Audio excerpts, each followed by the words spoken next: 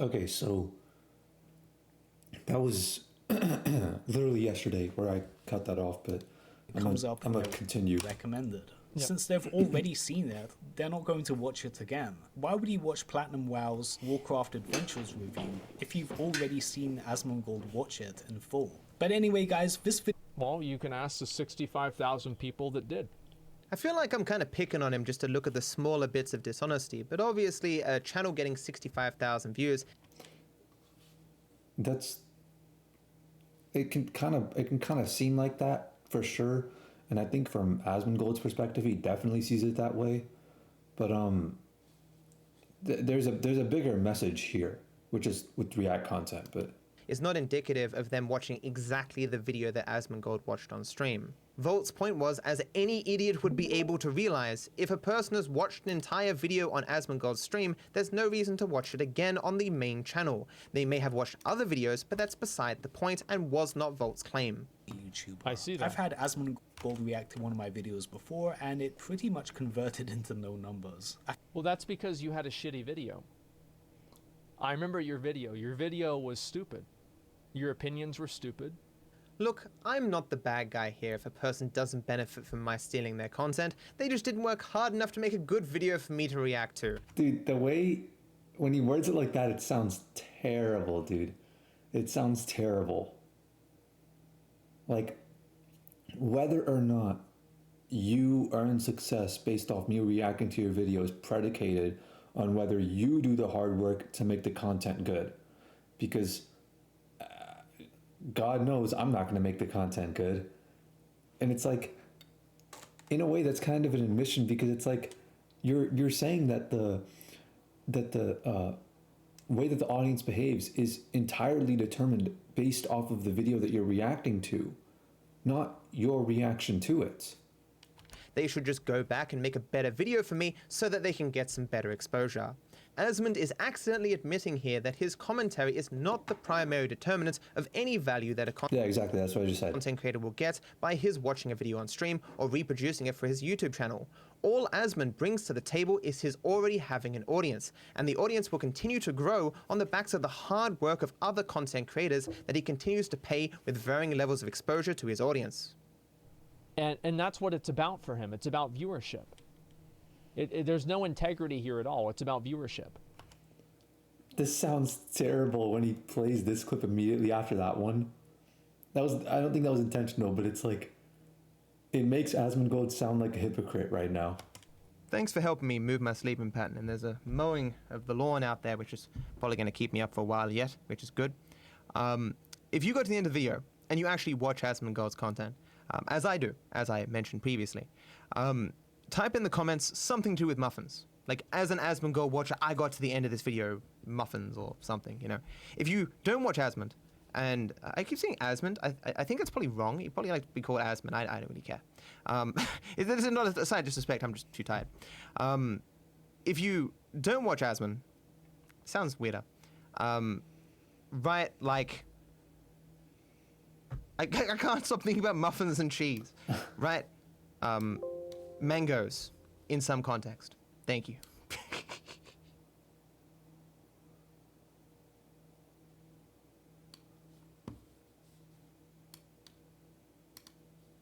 Wait, hold up. I gotta change channels. Hey everyone.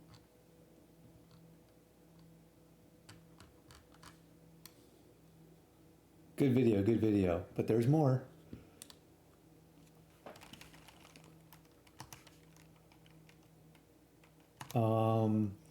What should I put? It'd be muffins, because I watch Asmond. Let's see.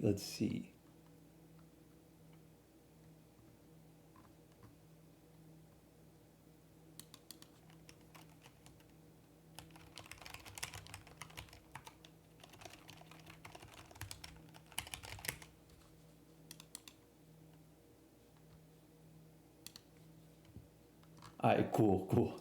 And then the next video,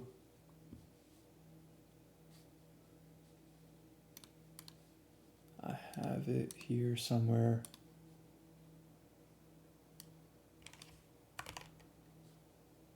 Is this the same? Is this the same video?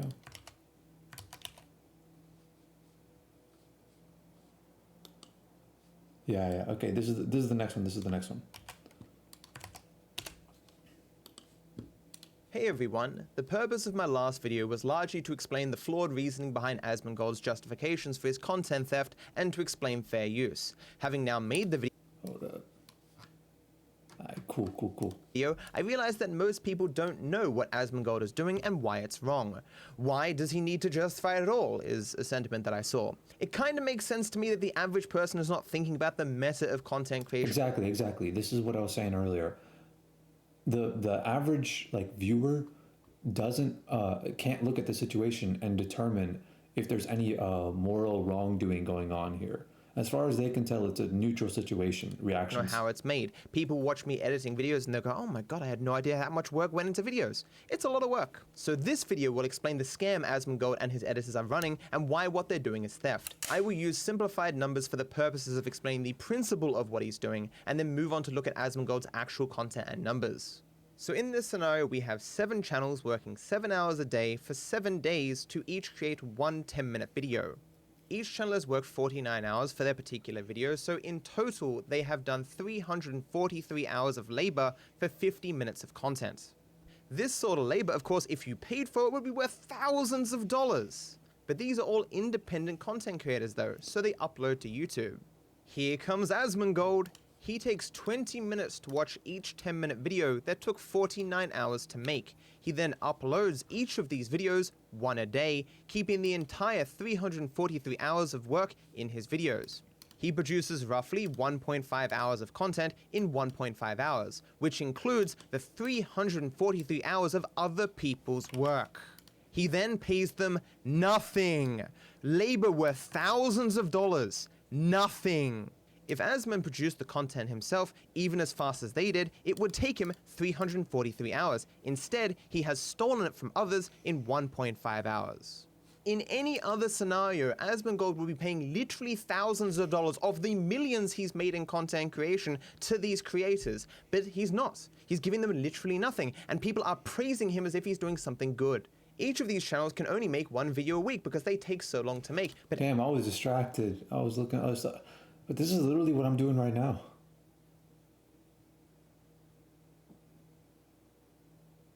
I don't want to be. I want to actually damn. This is exactly what I'm doing. Asmon now has 7 videos. I mean, I don't have I don't bring the audience to the table the same way Asmon does. But it's still the same principle. It's still the same line of logic. Videos that are primarily the labor of other people that he did not pay for. The other 7 channels will never be able to compete with asmongold. They will never grow as large as he will. He has spent only a tiny fraction of the time that they have to produce content just as good because it contains the content that took 343 hours to make. The astute among you may have noticed that this is how YouTube works as a platform. YouTube hosts our content, enriching themselves and growing as a brand. No content creator will ever be able to outpace YouTube itself because...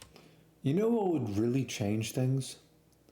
If YouTubers can republish videos. Dude, it's a genius idea. That is a genius idea. If YouTubers can republish videos. Because the YouTube algorithm is great at curating the kind of content that you'd want to watch, right? But in my opinion, it still kind of sucks. The kind of content that I want to watch... in large part, whenever I come across, which I don't do this so much anymore, but whenever I would come across somebody who's actually curating content, that's the way Asmon is right now, and the way these React streamers do, I find that these reaction channels, when they react to a ton of content, and when they curate only some of it, only the best possible content. So first of all, it's being curated to someone's taste who is similar than mine on their YouTube algorithm. Actually, it's being curated to the tastes of hundreds or thousands of people who are in their chat who all have very similar tastes as them, being filtered down to only the best content, being filtered down to whatever that streamer watches, and then that content is filtered down to only the best videos that they watch out of all the videos that they watch that ends up on YouTube. And what I would watch is only the clips from those reactions. So it was like heavily filtered, which far supersedes the ability of the algorithm as it stands today to curate content to my liking. I could go to somebody who has similar taste to me, a streamer who does reactions, subscribe to one of their like daily dose channel or whatever kind of clips channel they would have, and I would get way more content that I personally enjoy, the content that like would addict me basically. And I think a way that you could do this sort of thing is like if you want to curate content like that, if you want to, YouTube should really invest more energy into making their playlists a bigger thing, because playlists are such a huge, they offer such a great potential. I mean, look at like Spotify runs off of playlists. That's the only reason why they actually have like half their like listener base. Otherwise, their listener base would go to other platforms. It's what Spotify does better than anybody else. If YouTube invested more into their subscription feed, into allowing creators to republish or repost videos where it would show up on their subscription feed, sort of like how you can host people on Twitch. And when it shows up on their subscription feed, it shows up as a repost from that channel. And channels can even monetize this because they can even get paid to repost other people's content. And all the views go to that original creator. That's such a crazy good idea. I can't believe I just thought of that. Bro, that's a YouTube, I expect my royalties for that idea. Should I drop this some free ideas? No way, this is not a free idea. This is too good of an idea. And also on the front page of YouTube, like when you, on your front page, like on your YouTube homepage, on your profile, when you post playlists over there, you should be able to determine the order of the videos, because my playlists go like episode 1, 2, 3, 4, 5, like from top to bottom, right? And when I put my playlist on my YouTube page, it shows up as 1, 2, 3, 4, 5, but it's like, I want people to see the most recent videos on there for my different series that I have on YouTube. So I want to be able to order my playlist one way and show the order of the playlist in whichever way I want on my channel, if that makes sense, or in different contexts, different settings. I want to be able to embed the playlist and determine how it gets ordered when I embed it. That can't compete with all the content that is being hosted so quickly. The difference here between YouTube and Asmongold is that YouTube pays us, and we have a direct say if our content goes on the platform or not.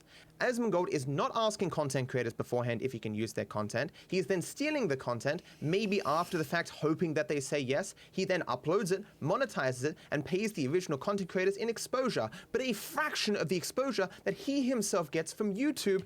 Yeah, exposure doesn't pay the bills. And exposure, even then, you require such an insane amount of exposure to get any real benefit from it, any substantial benefit from it.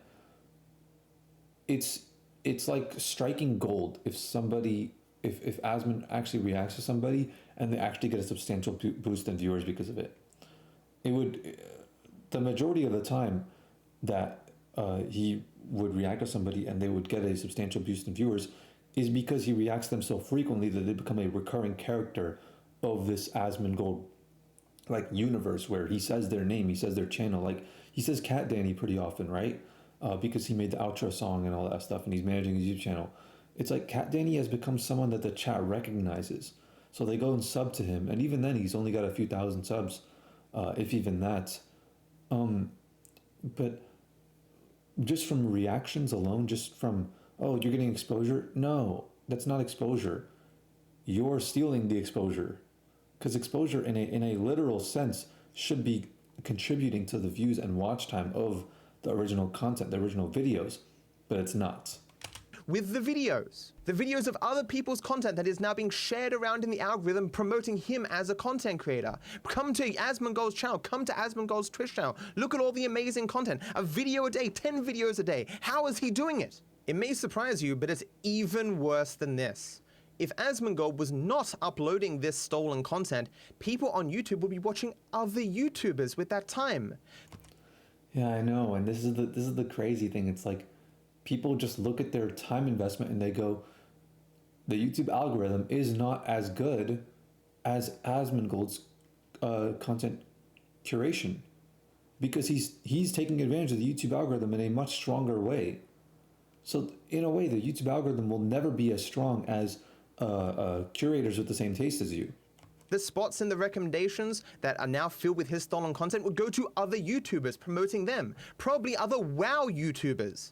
Asmongold is literally siphoning views from everyone else to build his brand and then acting high and mighty when he focuses a small fraction of it and gives it back to the people he's stealing from. Asmongold, in just the 7 months his official channel has existed, has made 167 videos with React in the title. He only has 372 videos, and many of these are also React content but don't have React in the title. It's why Asmon gets very defensive when you bring up this topic. He's not an idiot, he knows what he's doing, and he doesn't want other people to know. It's just very weird that he... I don't think Asmon's all that, like, aware, honestly. Like, I think you might be giving him too much credit, like his intelligence too much credit. And not to, like, bash Asmon's intelligence, it just... I don't think he ever really thought about these things like that. I hadn't until I watched this. He's doing this. Most people, when they're smaller, don't abide by fair use. You're getting 5 views, 10 views, you're just trying to make it in the game. Like, you can worry about fair use later, that's kind of justifiable. Like, you're barely making it. Hey yo, kind of justifiable, sick, that's nice. Not really, it's the same line of logic. And I'm sure if he got deeper into it, he would be saying the same thing, that the same rules should apply across the board. But it's nice to know I can rest easy having a tiny, maybe 1% more leeway than Asmon here.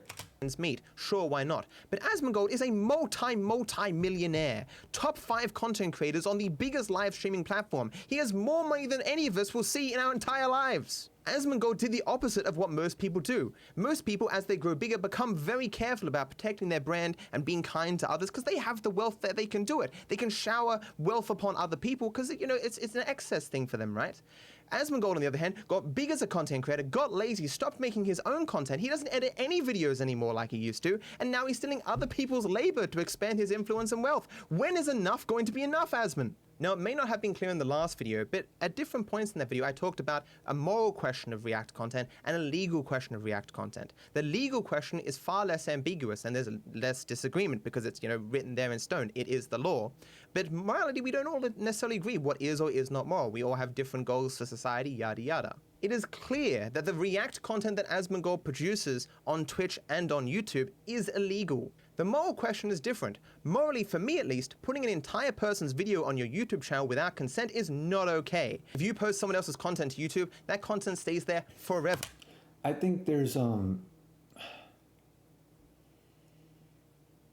see, this is part of the problem I think Matt had with his videos, with the reception of his videos. He deviated too much from the original point, which is the moral argument. Like, you can make all these other arguments, but they don't necessarily relate to what you have to say, which is reaction content is harmful to the greater creator marketplace. If you're going to make that case, the moral case, then the legality of it really shouldn't even be at question here. But I guess to his defense, he has to defend himself against people who, like Asmon, who will associate something like fair use with a moral right always, or have some sort of a signifier there, and they'll instead of actually addressing whatever moral arguments are made against him, he'll take the legal route and he'll go, well, it's fair use, it's legal, and that sort of thing, and he'll deviate away from the original topic. And I guess in that way you could reel it back in by saying, no, you're wrong about this too. But that just seems like a, I can't, like, I don't know what I would do differently, but it's like I'm nitpicking at Matt for not being Socrates. Like, bro, this is not even that much of a nitpick. Like, I'm nitpicking at the fact that he's not, like, absolutely flawless in his execution of executing React streamers. But yeah,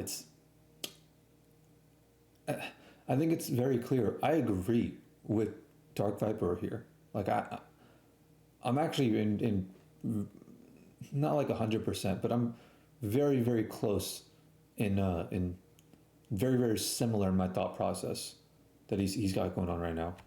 Being constantly recommended, expanding your brand, taking eyeballs away from fellow content creators, and bringing new. A thing I heard was like, oh, you could make videos like H3H3, and that's one kind of content, but you could also make videos like the react streamers, which is a totally different kind of content that you'd be missing out on if everyone just determined that kind of content was wrong and you shouldn't make it. Then all that content would be gone because you won't get the authentic reactions anymore. The reason why react streamers are valuable in this space is because they offer reactions on things that they've truly never seen before, that they can prove that they've never seen before, and even then that's kind of iffy.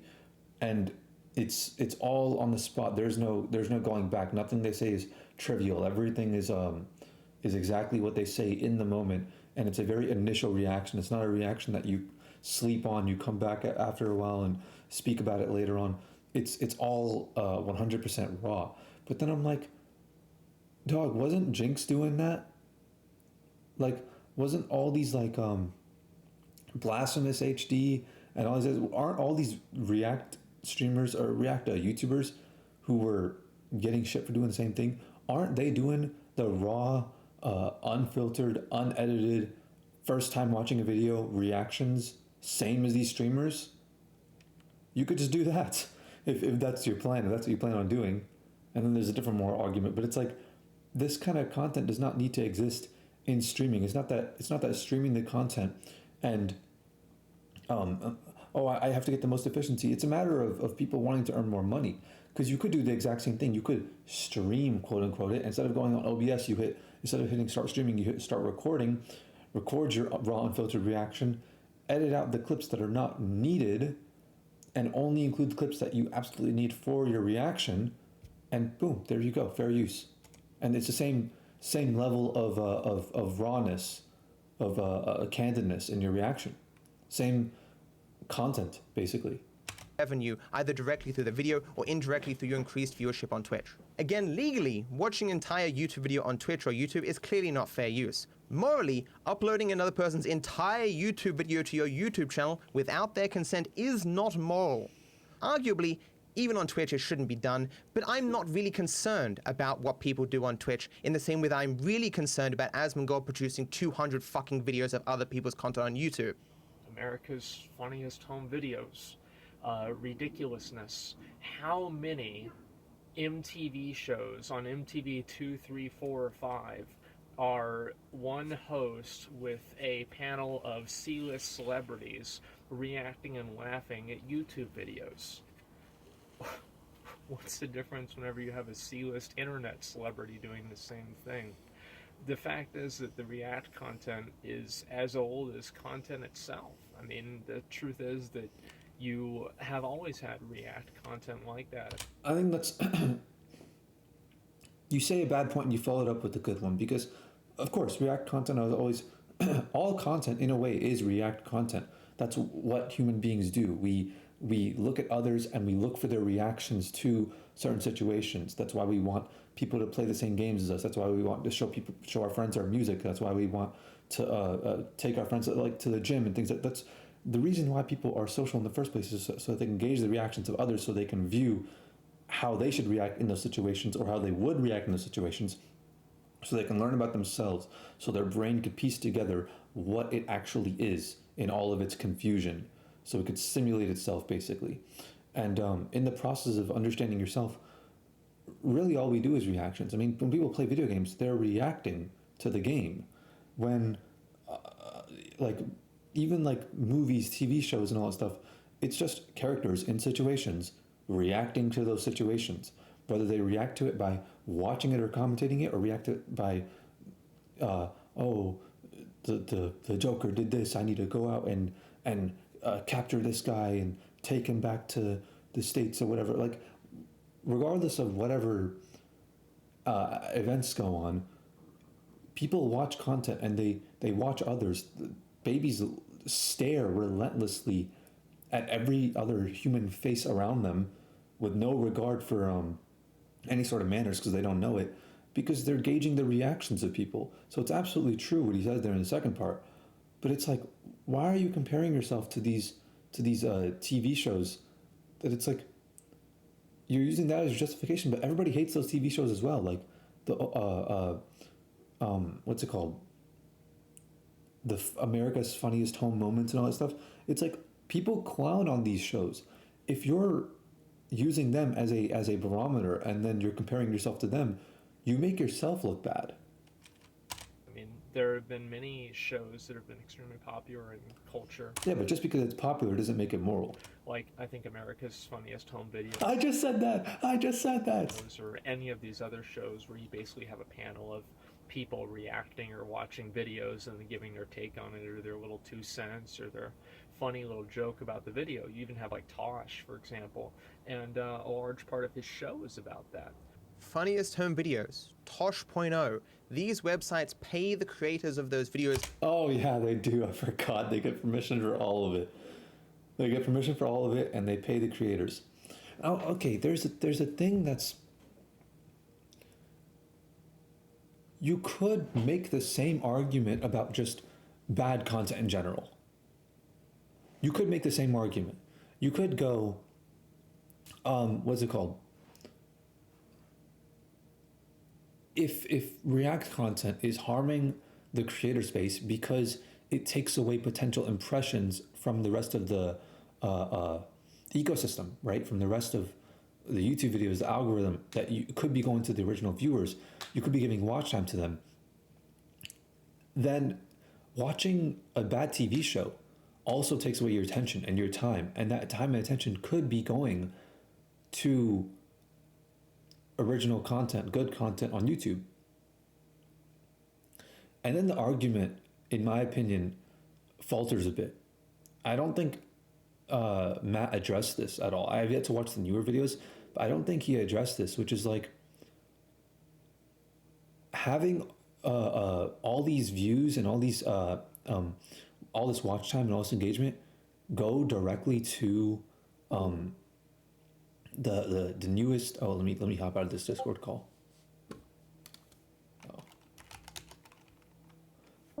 But having all this watch time go towards the original creators, if you're saying that the reason why React content is bad is because it's taking away their time, it's taking away their attention from putting in watch hours into the original content, okay,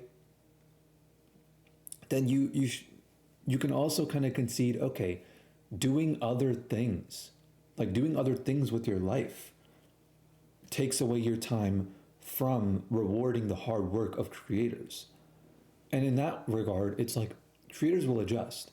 If everybody puts in twice the amount of time they put into watching content, these creators will adapt to the size of the tank they've been given, and you'll have way more creators putting way more effort and time and energy into their content. And then you have to make the same justification again. And then you have to go again and say, what's it called? Oh, now you should be putting even more time into it. You're putting almost all your time into it. Now you got to put all your time into watching this content because you have to reward the original creators for putting in the hard work that they're putting in. And then you come to the conclusion that people have better things to do with their time, which is, I think, an argument that could be made, a poor argument, but I think you can hold your own for like a solid like 15 minutes against Matt if you argue this point, that you simply make better content by adding your reaction, even though it's marginally better. It's like in Food Wars, where that guy Subaru would literally copy the exact dish that the other person is making instead of competing with him, except he would make very slight improvements so that he can etch out his competition every time. And Subaru is considered a villain in this show, and for good reason. But it is an argument you can make that you are the justified winner of that situation, and he won those battles, and the judges considered his dishes better, even though they didn't want to, even though they were ashamed of it. They had no choice but to consider it better. So the blame is sort of dispersed across not only the original creators, well, not the original creators, but the viewers, the person who stole the copyrighted content, and also the system that allows them to steal the copyrighted content in the first place. Money, or at the very least get permission. They get licensed permission to use that content. Asmongold is directly ripping off people's content without permission, stealing the entire video, every single frame, and re-uploading it to his YouTube channel. And his justification? I pause the video every once in a while and make a comment. That's fair use, right? No. Oh, okay. What a way to end it. Well, there's more videos.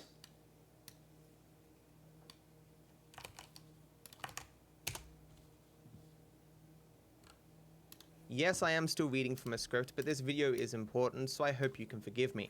Having now spoken to Asmongold and many of his followers This video is shorter than the last one. All right, let's get through my this. Twitter DMs, I have now come to the conclusion a key aspect of my previous videos was not clear enough, leading people to believe I'm only claiming React content hurts those whose videos are taken by the reactor. Allow me to remedy that situation. Let me ask you. Oh, wait, I gotta hop in this other server real quick. Yo.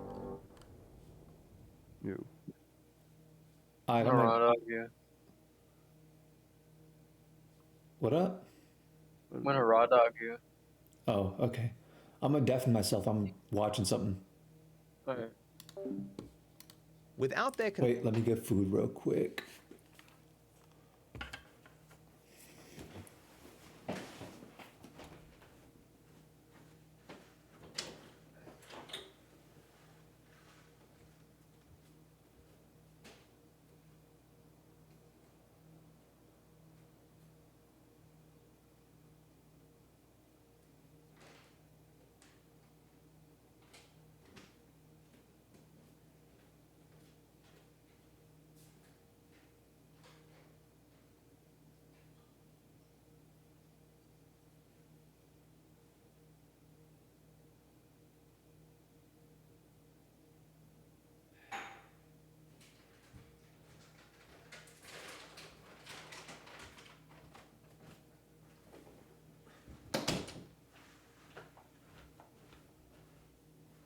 I have no food. But I have pistachios. I wish there was a way to leave markers on the video when I'm recording with OBS. Hold on, let me look that up real quick.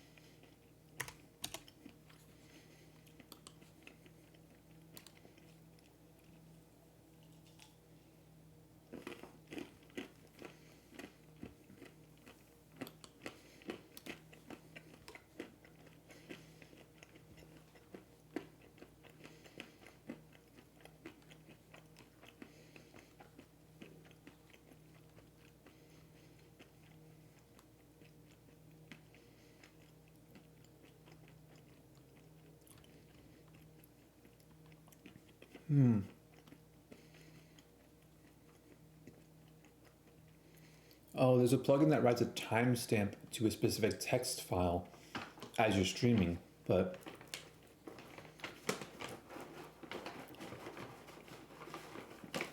I'll look into this. But I gotta wear headphones, damn it.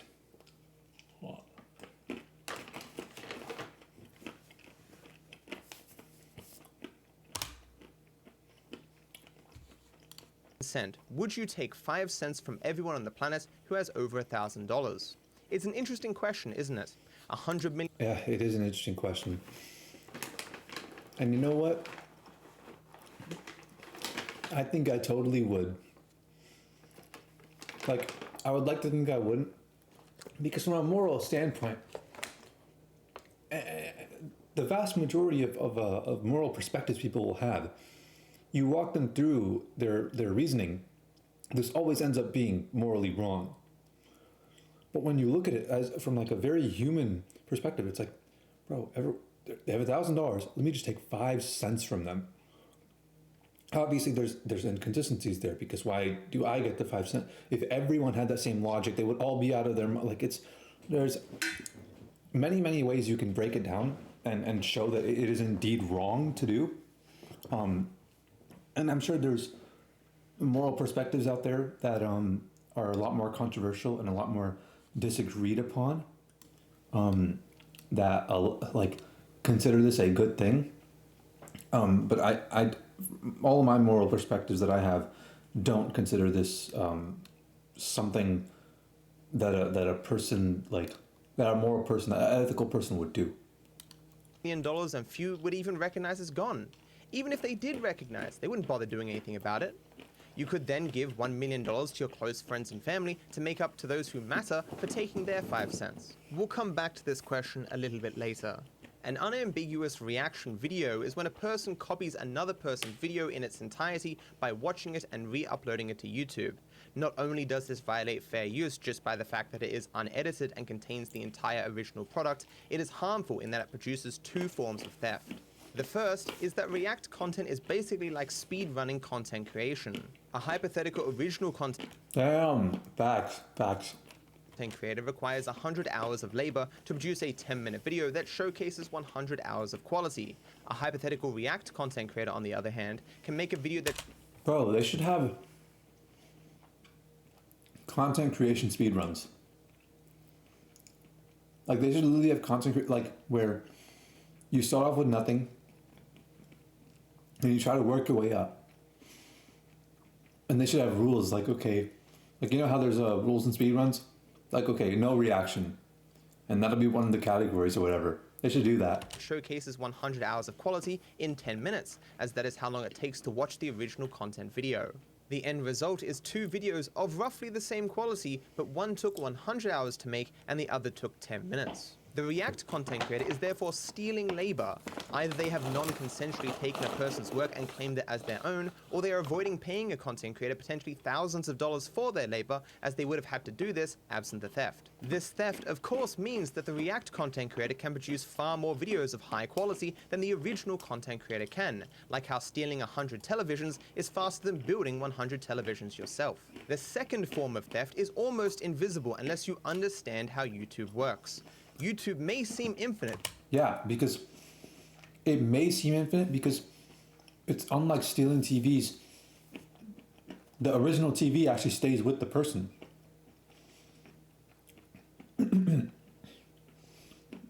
But it's a bit more nuanced than that.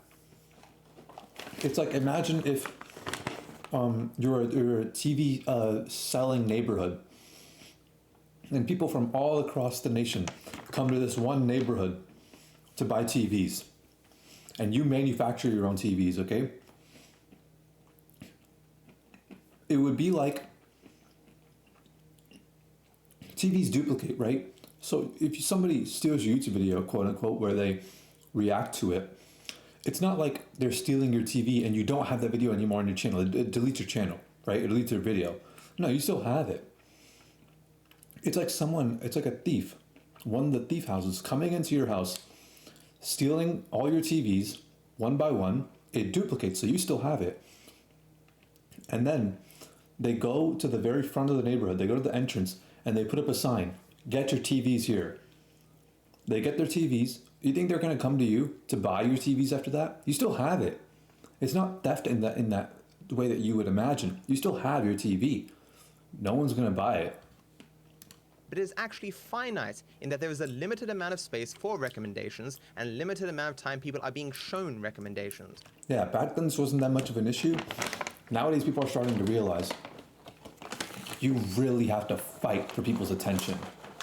Like, people would, I used to look at YouTube as like a by nature non-competitive platform because there's enough room for all of us to make it. Nope, not really. You have to compete for people's attention, and only the people who court the most attention, who court more attention than the vast majority of people. You have to be above average. It doesn't matter how many views you get. If everyone's getting 1 million views a video, then it doesn't matter. You have to be significantly above the average by nature to end up making some kind of money from this. It doesn't matter how high the average is. You always have to be above it, way above it. Probably in the top 1%. Let us examine my recommendation feed. There is a video here of stolen content. This video would have gotten 3 million recommendations worth of exposure, meaning YouTube presented it to people 3 million times trying to get them to click it. If this stolen content wasn't here, that exposure would have been used to help other YouTubers. I may never know about your favorite YouTuber because, rather than being presented their video, I'm being presented stolen content. I don't think this is a bit, look, saying that last part, I don't think was all that necessary to add, because you could just as easily say to someone in a counter to that, like, I know about these other YouTubers who are not my favorite YouTubers because people like Asmon curated that content and I found their channels because of it. When it comes to the argument of, from a viewer's perspective, like, if they're doing anything wrong by watching React content, I think it's a very, very difficult argument to make. I think the viewers have quite a lot of leeway to say, I'm just going to watch the best content I can find.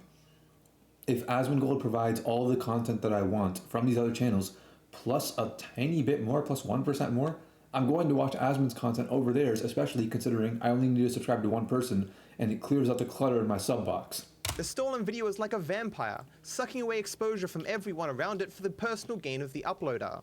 The React YouTuber, due to putting far less effort into their videos for the quality they are producing, can upload far, far faster than anyone else. This means, hypothetically, for every original video...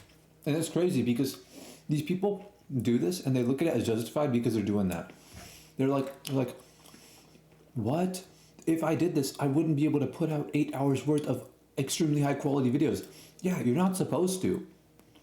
You're your own person. You're supposed to make your own content. Lemino doesn't drop a new video every day. Barely Sociable doesn't drop a new video every day.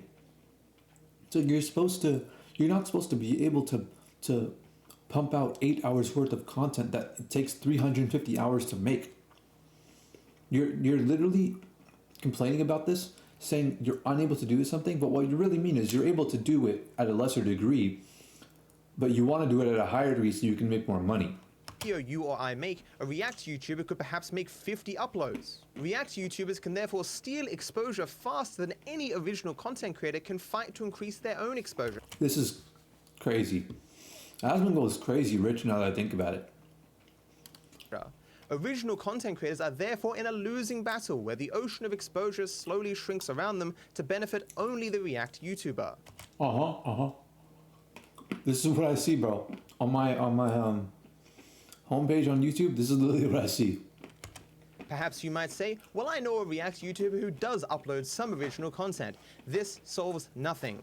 The React content will artificially boost the channel, meaning YouTube will recommend the original content videos more than it would without the React videos being present. Therefore, even the original content is stealing a recommendation exposure from... Oh my god, that's genius. Bro, reaction content is a hack. Like the React meta? Like that's how you hack Twitch.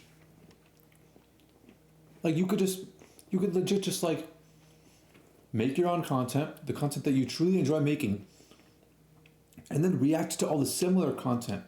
So people who watch those reactions will also enjoy your content and you'll end up stealing impressions from so many other people. You could, in a way, then argue, well, all impressions are stealing impressions from somebody else. So stealing impressions by itself can't be a bad thing if simply making content is stealing impressions. Other YouTubers, as without the stolen content... You could make that argument. I don't think it holds in the context because we're not necessarily talking about original content here. We're talking about two very, very distinct things. This is not a blurred line, like a old H3H3. Like this is one person making the content themselves, uploading it. Another person stealing the content, basically, reacting to the whole thing, uploading it on their own channel in its entirety. But it is an argument you can make in somewhat of a defense. I think you can hold your own for like 10 minutes in the argument, but After that, it won't fly. It dissolves. Content, the exposure would have gone to other people.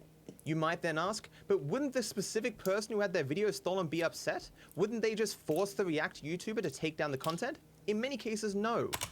Because the specific YouTuber being reacted to, in all honesty, let's be straight up about it, they do tend to benefit. It's everybody else that tends to be harmed more than that. It's like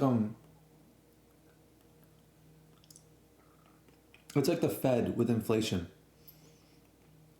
Like the Fed can just keep printing themselves way more money. If there's no restriction on how much money they can print, there's essentially unlimited supply, which diminishes the value of the dollar for everybody else. And because of that, it's like stealing money basically from everybody else. The losers in the situation are not the people who get to print the money or the people who the money goes to. The losers in the situation are everybody else who aren't just having free money handed to them.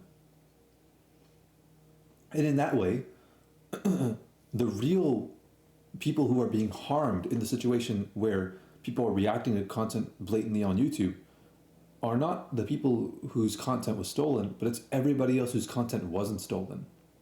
Primarily, in my opinion. Because the 200k views from this video represents the exposure given to the original content creator. A portion of the 200,000 people who watched the video will click through and potentially watch the original content creator's other work. So in this case, 3 million recommendations of exposure are being stolen from other YouTubers and given to asmongold, who is then giving 200k recommendations of exposure to Pints. So back to the analogy. Would you use a stolen video to take a tiny bit of recommendation exposure from everyone on YouTube without their consent? It's an interesting question, isn't it? It is an interesting question. And I'm kind of in that position right now. Well, I'm not like a big, I can't steal from a lot of people, obviously. I have like no viewers. But the same logic applies. And I am doing that right now. Hard to say. Hard to say. I'd like to think I wouldn't. But now being in this situation, I find myself doing the exact same thing. 3 million recommendations worth of exposure, and few will even recognize it's gone. And I don't even feel, like I know this is probably wrong what I'm doing, but I don't feel like it is. It doesn't feel wrong. And does that make me a bad person? I don't think not feeling like you're doing something wrong. I think knowing that something is wrong and doing it anyways, knowing yourself, like your own subjective morality, that you think something is wrong and you still do it anyways, that you truly believe it's wrong, I think that can damage your character for sure.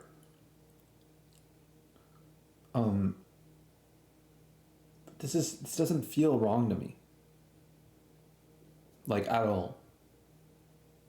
So even though it probably is wrong, I find myself in a very situation where it's a bit difficult for me to click off and just stop streaming. Like I just feel like watching this and streaming while I'm doing it. It feels more efficient to me. Even if they did, they wouldn't bother doing anything about it. You could even give the equivalent of 15% of that exposure to the original owner of the video you stole. They may even thank you for it. Like, let's be real, maybe you'd do it once. What about doing it once a day, twice a day, 170 times in 7 months? For simplicity's sake, I have just said YouTubers lose exposure, but of course exposure turns into clicks, which turns into actual revenue and growth. React YouTubers each and every day literally steal income from other YouTubers. It's even worse though, because eventually you have to join them one way or another. Yeah, that's the worst part about it. If you are also not reacting to content yourself, you are producing less content. You're going to be left Thus, behind. your competitors who do react will soar past you, limiting your growth. The people who...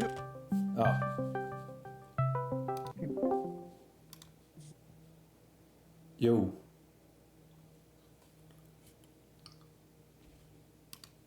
Wait, did everybody leave? What? Oh, is people still here? What's up, yo? Yo. Yeah, we're just in the corridor listening to music. Oh, okay, hell yeah. No, fuck. I got on this call, and then I got distracted for like a while. But I just wanted to drop in and say I'm going to sleep. But I'll see y'all later. That's it. Right. All right. Yeah, good night, bro. Yeah.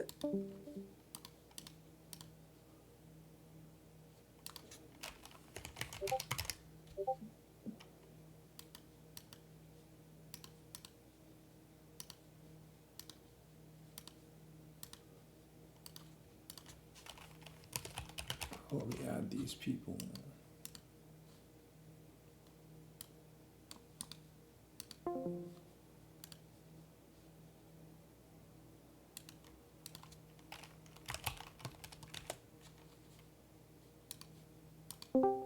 Yo, what up? Oh, yo. Wait, who?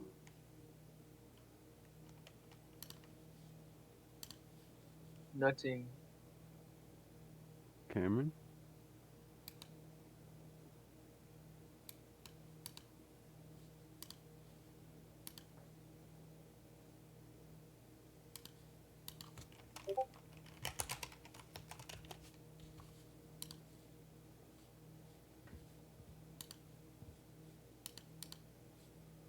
I'm killing snakes. Alright, I'm gonna hop back in core. For ban? Yep. Yeah.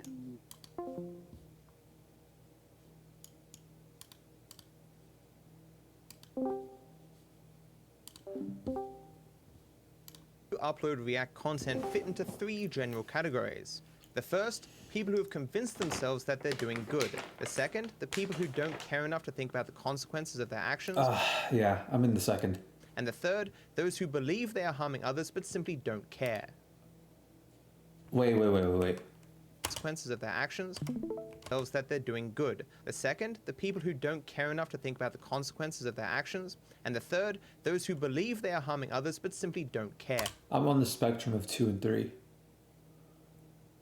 Because I can understand how this could harm other creators. Actually, I do understand how this does harm other creators. But I haven't like taken that to heart. I don't necessarily think about it like that. I don't think deeply about it.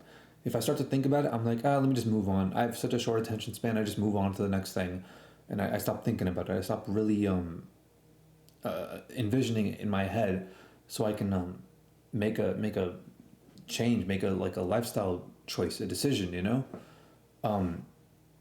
Instead, it's like, it's not necessarily that I don't know it harms creators, but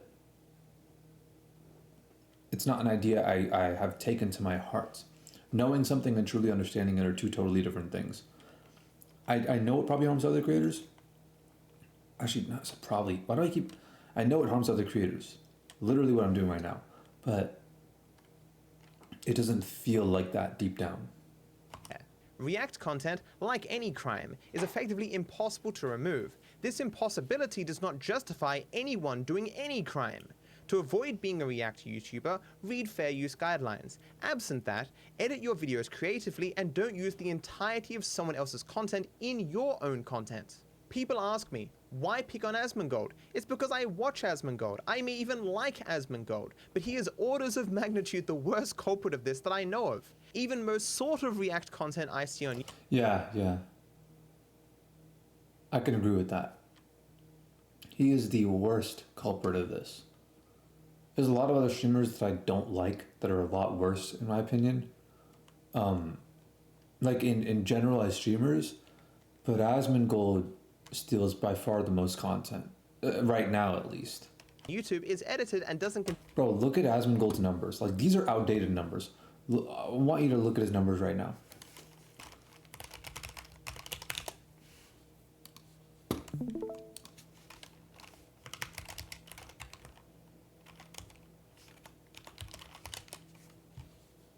Nope.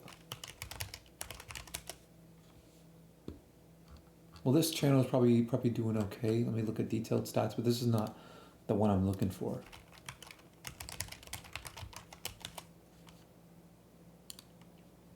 Why you should be concerned about Diablo 4. Okay, there's this one, and there's this one, clips.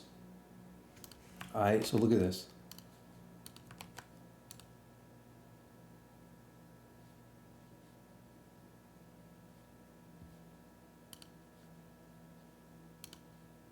What?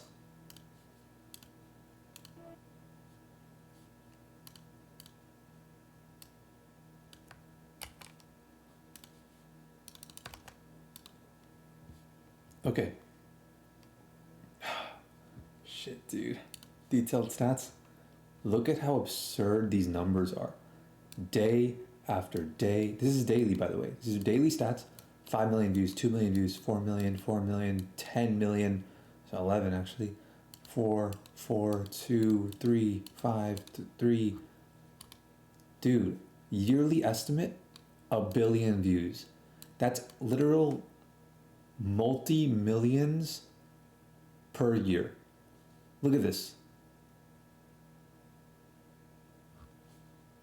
This was because of the Johnny Depp and Amber Heard thing that was going on. Weekly. Oh wait, no, this is total subscribers. Total subscribers, I was about to say. Total video views. He's on track to 1 billion, dude. And then if you look at clips, that's one of them. That's one of them.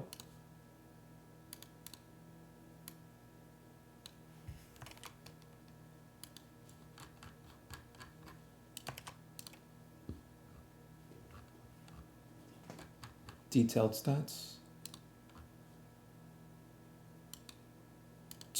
Dude, look at this. This was when Amber Heard, Johnny Depp was going on. 16 million in a day. Dog, for this dude's CPM, that's probably like $50,000 in one day. 12 million views, 21 million views, 24 million, 21 million. No idea. 29 million, 13 million. And he's still getting multiple millions of views a day on the Clips channel.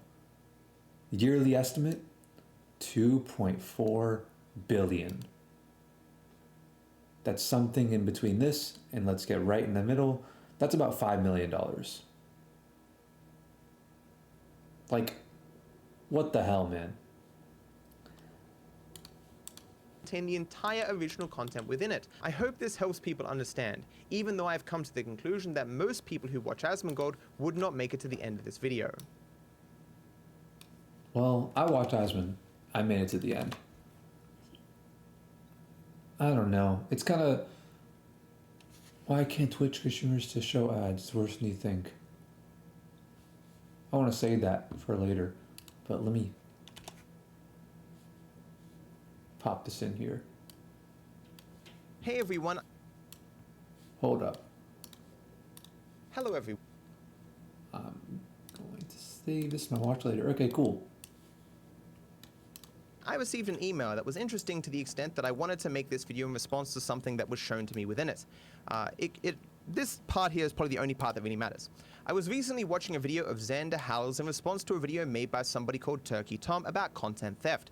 I'm sure you're well aware of the subject. In it, you are referenced. Here is the timestamp. Now, I wasn't immediately going to talk about what this person says because he seems extraordinarily dense. I mean, I can't say no offense because that is offensive. But this was funny to me. So to follow this down, what this person is saying, right? I made 3 videos a while back critical of Asmongold. And then Turkey Tom used some of the content that I made about Asmongold in his own video. And now Xander Howell is watching Turkey Tom's use of my content about Asmongold. And so this response is me watching Xander Howell's response to Turkey Tom's use of my content about Asmongold. That is some really deep levels of responding to shit. And I thought that was kind of funny. And you know what? Nowadays on YouTube, it's not even that deep anymore. So I'm going to make this video just so I can say, you know, one time, 5 times deep in terms of responses of content. So originally I wanted to make some sort of a summation of my videos, but I find that's quite hard. These were fairly dense, and I felt well argued. What I'm going to do instead of making a summation of this right now is I'm just going to watch... No, it seems difficult to do that, but I think you could do it. I think there is... you can make it more dense. There is definitely some fluff in those videos. The part of Xander responding to my part in Turkey Tom's video, because it's fairly short, and then I can just kind of go from there. From his streams to YouTube, which was covered pretty well by the YouTuber DarkViperAU, where he did some math to figure out exactly how much money he believes Asmon makes off of the hard work of others, and how much effort is actually put into those videos. Would highly recommend... technically I didn't do that. I more used a hypothetical to explain why I think what Asmon does, and a lot of content creators, don't get me wrong, is exploitative in some cases. Recommend checking out asmongold's scam, how he steals your future, which I'll link in the description below. He did a pretty Holy great job. shit. Asmongold, on the other hand, got big as a content creator, got lazy, stopped making his own content. He doesn't edit any videos anymore like he used to, and now he's stealing other people's labor to expand his influence and wealth. Asmongold streams like 12 hours a day, you fucking idiot. Yeah, exactly. He streams 12 hours a day of other people's content. I don't understand how this is an argument. This is worse. This makes him look worse. That means he streams 12 hours a day, extracting probably 1,200 hours of actual labor for his own personal benefit. If he streamed 1 hour a day, he might extract 1,000 hours from other people's labor without paying them for his own personal benefit. Simply the argument of, oh, he works hard, makes no difference. That's like, imagine if, what this dude's literally saying right now. Imagine if there's some scammer who does call scams and bank account scams, and he regularly scams money from grandmas and single mothers with 4 children, all right? And then somebody says, why are you doing this? That's so wrong. You're getting all this money and you don't deserve it and you're doing it effortlessly. And then somebody responds to that and he goes, you fucking idiot. He's scamming 12 hours a day. What? That's worse. Big as a content. Like, listen to exactly what he says. I don't know how you come to the line. I don't know how your brain can operate in a way for you to say that afterwards. I just can't relate. Creator got lazy, stopped making his own content. He doesn't edit any videos anymore like he used to, and now he's stealing other people's labor to expand his... Like, he's talking about something and he doesn't address the argument. He talks about how much he's... Like, does that make any sense? Influence and wealth. Asmongold streams like 12 hours a day, you fucking idiot. So here's the problem with people speaking about things they know nothing about. So here's my, days in which I streamed. Every single one of these dots is a day. This isn't necessary, bro. Dark Viper, you literally don't have to do this. You literally don't have to. And you know what? If you want to keep your video concise, you probably shouldn't be doing this because this is irrelevant. What he said was irrelevant. Don't respond to an irrelevant comment. Maybe make a comment on how irrelevant it was, but you don't need to prove yourself about this. That I streamed over the last, what is this, like 4 years or whatever, right? And so here's Asmongold's. Here's mine. Here's Asmongold's. Here's mine. Here's Asmongold's. Right? You can do the math as well. Let me look at the math here. So my duration of my average stream is 6.7 hours. Asmongold's is 6.1 hours. Active days I stream per week, 6.6 out of 7 over the last 4 years. Asmon's 4.7. It's 2 additional days for me, my dude. Total games played 150. Asmon 30. His stream isn't even as diverse as... That's crazy because this dude is This dude does a lot. Like, Dark Viper legit does a lot of content. As mine is, and I'm a bloody GTA 5 speedrunner. Total days active. Almost all of them for me. Asmond, 2/3. And of course, I do this while editing my own videos. Releasing one every single day. There isn't a video that doesn't go up on my channel that I don't edit to some capacity.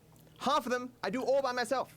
And this guy's like, you ignorant fuck, do you not know how hard Asmongold works?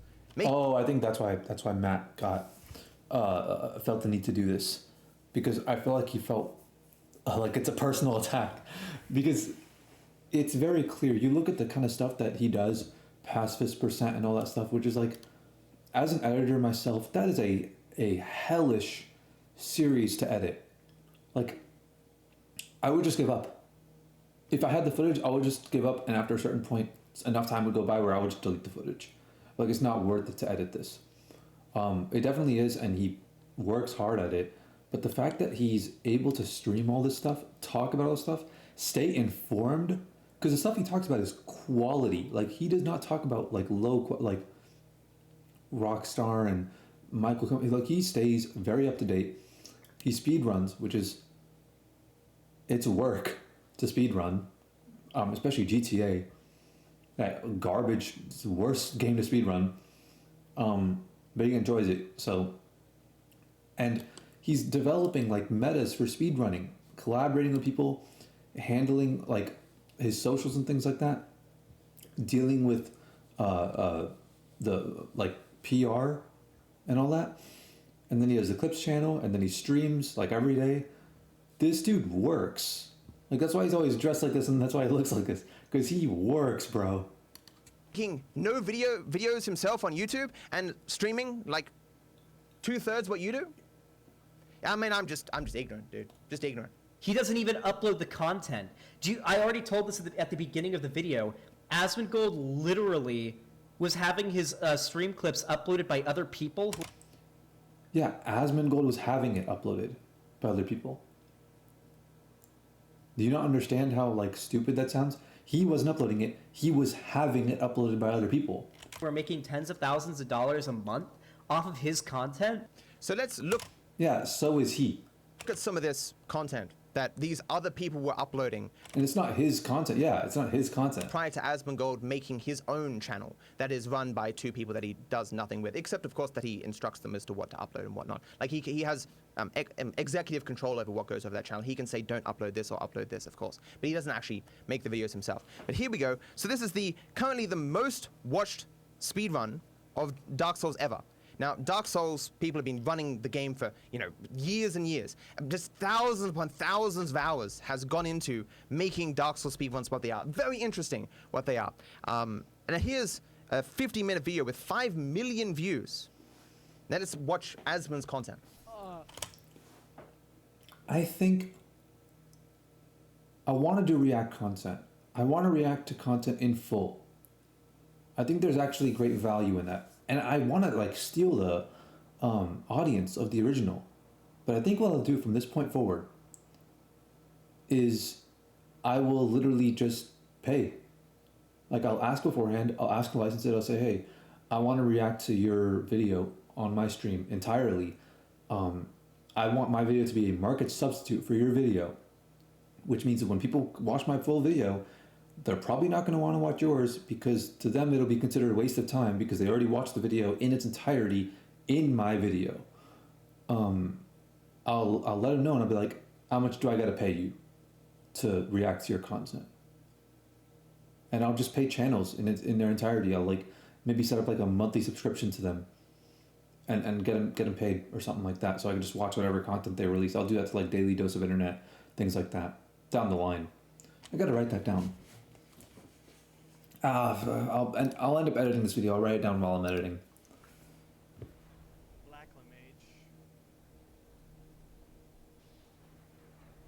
Wait, no, I'll write it down right now. I don't know. Sometimes I skip through editing. Sometimes I really cut corners. Okay.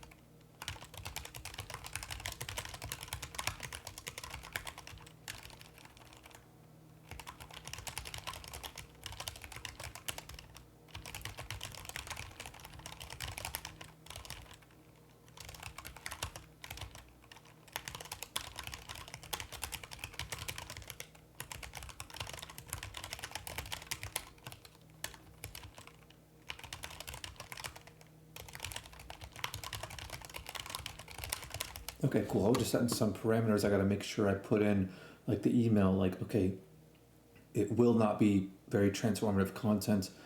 It will be a market substitute and it will impact the market of the original work. I got to make sure I include that in there to make sure like it's not just like I'm reacting to your content, it's fair use. I'm asking them legit, can I steal your content? Or rather, can I buy your content?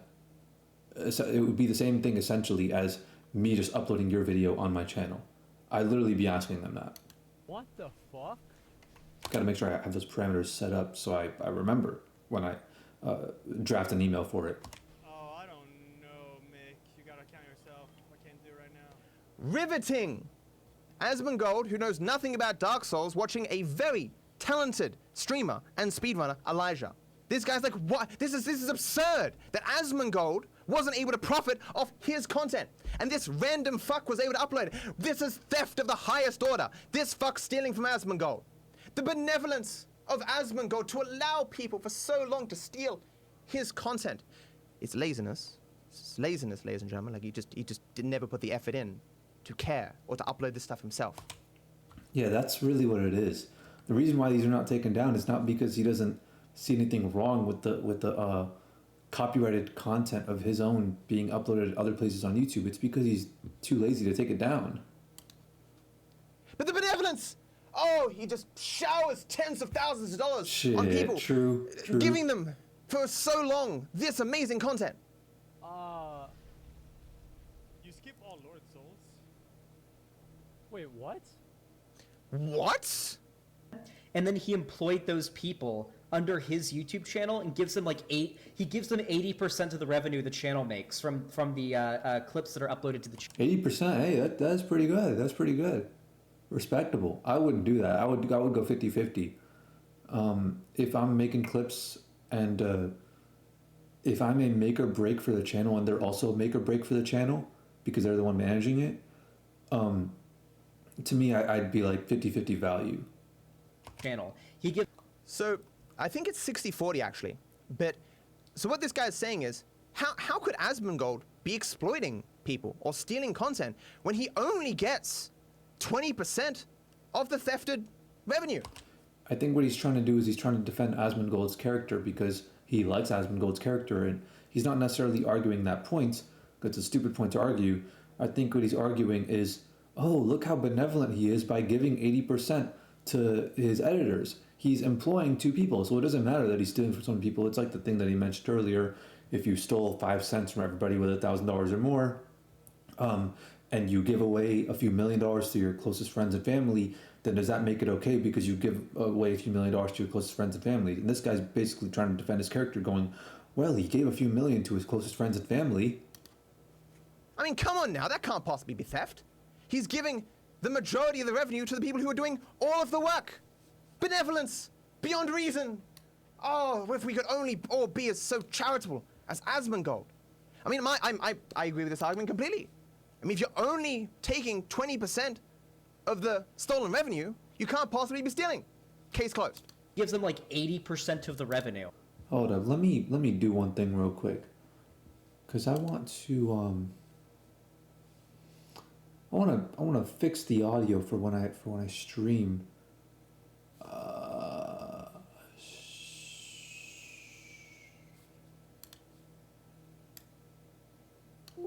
Okay, that's loud. But yeah, let's do this. Because he doesn't need it. So, this is also a great argument. You guys realize that people only do what they need? They only take what they need? Now, I'm gonna blow Xander's mind. Being a very successful Twitch and YouTuber, I know roughly how much money Asmongold must be making. He doesn't need 20% of the revenue from his YouTube at all. But apparently, he doesn't need that 80%, and so he's giving that away. Implicit in that is he does need that 20%. Asmongold just only taking what he needs as a multi-millionaire, one of the biggest, occasionally the biggest content creator on Twitch.tv. Oh, yeah, occasionally the biggest. Benevolence of Asmongold towards other people. Oh, Xander, thank you for opening my eyes. I'm realizing how benevolent Asmongold is, only taking what he needs. 20% of a YouTube channel that he doesn't do anything on. So my video might be getting boring. We need to watch more of the content that Xander believes was stolen from Asmongold. How do you even do the boss thing? What the fuck? What the fuck indeed, Asmon? And What he's the just fuck going indeed? through this place. Isn't it crazy? You'll see, dude. You'll see. Oh, yes, we will. He doesn't need it. He makes a fuck ton of money just from streaming because he's one of the biggest streamers on Twitch. He literally said... Exactly. He does not need it. So why does he still do it? That's precisely it. It blows my mind that, listen, I'm not in the position where I could truly make any definitive statements about this because I've never had that much money, right? I'm kind of penny pinching here. But you would assume, like logically assume, that the more money people make, the more generous they'd be, the more they'd stop, the less of a desire they'd have to do shady things for money. The less of a desire they'd have to go around like screwing people over for money, basically, or doing immoral things. The more they'd go, you know what, I have enough money, I don't have to do this thing anymore. I could make money through other means. But it always seems to be the opposite whenever I look at specific examples. It always seems to be like the more money people make, the less risky they play it. The more money they want to make, the more time they spend of their lives focusing on making more money rather than focusing on doing things they actually enjoy. And it's like, this guy's exactly right. He makes so much money. He makes a fuck ton of money. Why would he need to do all this? Hey, dude, I've been asking that question for so many years about so many people. Nobody's given me a clear answer on that yet. When he handed these people that were stealing his content his own channel to all upload under it as like, I guess like to be employed by him, more or less, that he literally doesn't get, like, he doesn't need the money and he doesn't care. Well, he doesn't need the money. You got that right. But he does care. Then why do it at all? So if you listen to, I believe I put it in the videos, Asmongold's original impetus for bringing these two people together, I believe they came to him and asked him if they could make a formal official channel, was that what would happen on YouTube is YouTube doesn't like duplicated content. So multiple content creators were uploading the same content, right? And they'd get taken down, they'd be infighting and stuff, and he wanted to get rid of all that. You know why? Because Asmongold benefits from people uploading his content to YouTube. Asmongold benefits, not monetarily, but in terms of his brand, his expanded influence. Monetarily, indirectly. While Asmond wasn't willing to take the effort to upload all this content himself, I'm not sure that Asmond would be as blatant to upload something like this, right? But a big reason why he wouldn't do this is because it would take effort, but he didn't hate the idea of other people doing it, because he recognized, as any streamer would, that, oh my god, having thousands of videos about you on YouTube is a good thing for bringing you new followers and subscribers and whatnot. Zero effort did Asmongold put in for years, yet he still gained endless followers, endless subscribers. He built his brand, in a large part, because of all this YouTube content that would get uploaded. Sure, he wasn't experiencing the revenue from these content creators. It's kind of a critique I have for him, which is, I wasn't even paying attention to what he was saying. Critique I have for Matt is, if you're, well, this is actually in relation to the first video I watched, which was this, the video on getting canceled. If your take on this is like, you make enough money, you can say whatever you want, don't worry about being canceled, then put the full word in there. Now, I get the whole, like, YouTube could literally just age restrict your video. But I mean, okay, never mind. Yeah, they would definitely age restrict you. But would they not age restrict this? Is the algorithm not smart enough to detect that what this is trying to say?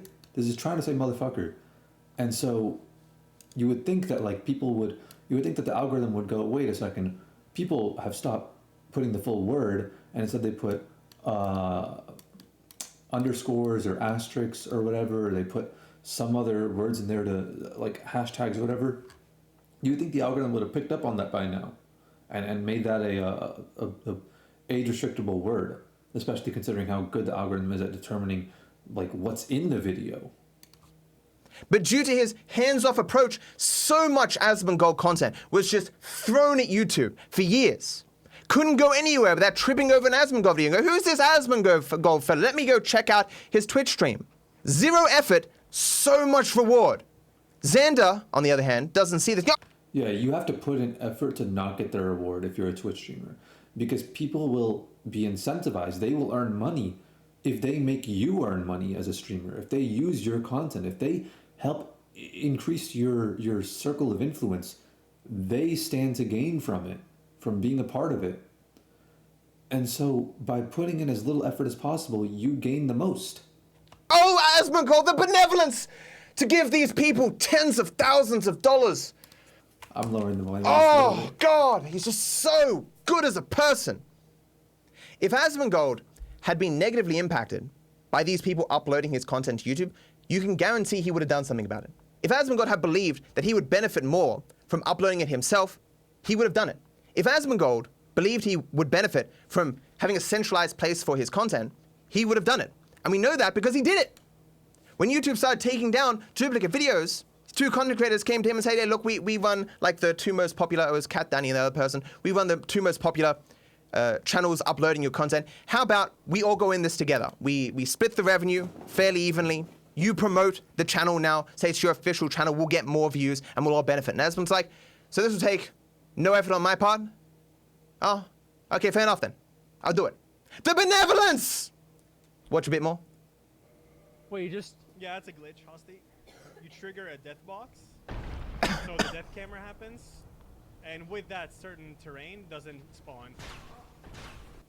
Holy fuck, you have no idea what you're talking about. Like, I can excuse with the XQC and like Pokimane and Destiny and Hasan stuff because it's like, okay, sometimes they do like sit there and they eat food while they're watching a video, but Asmongold is notorious for going on massive rants while reacting to videos.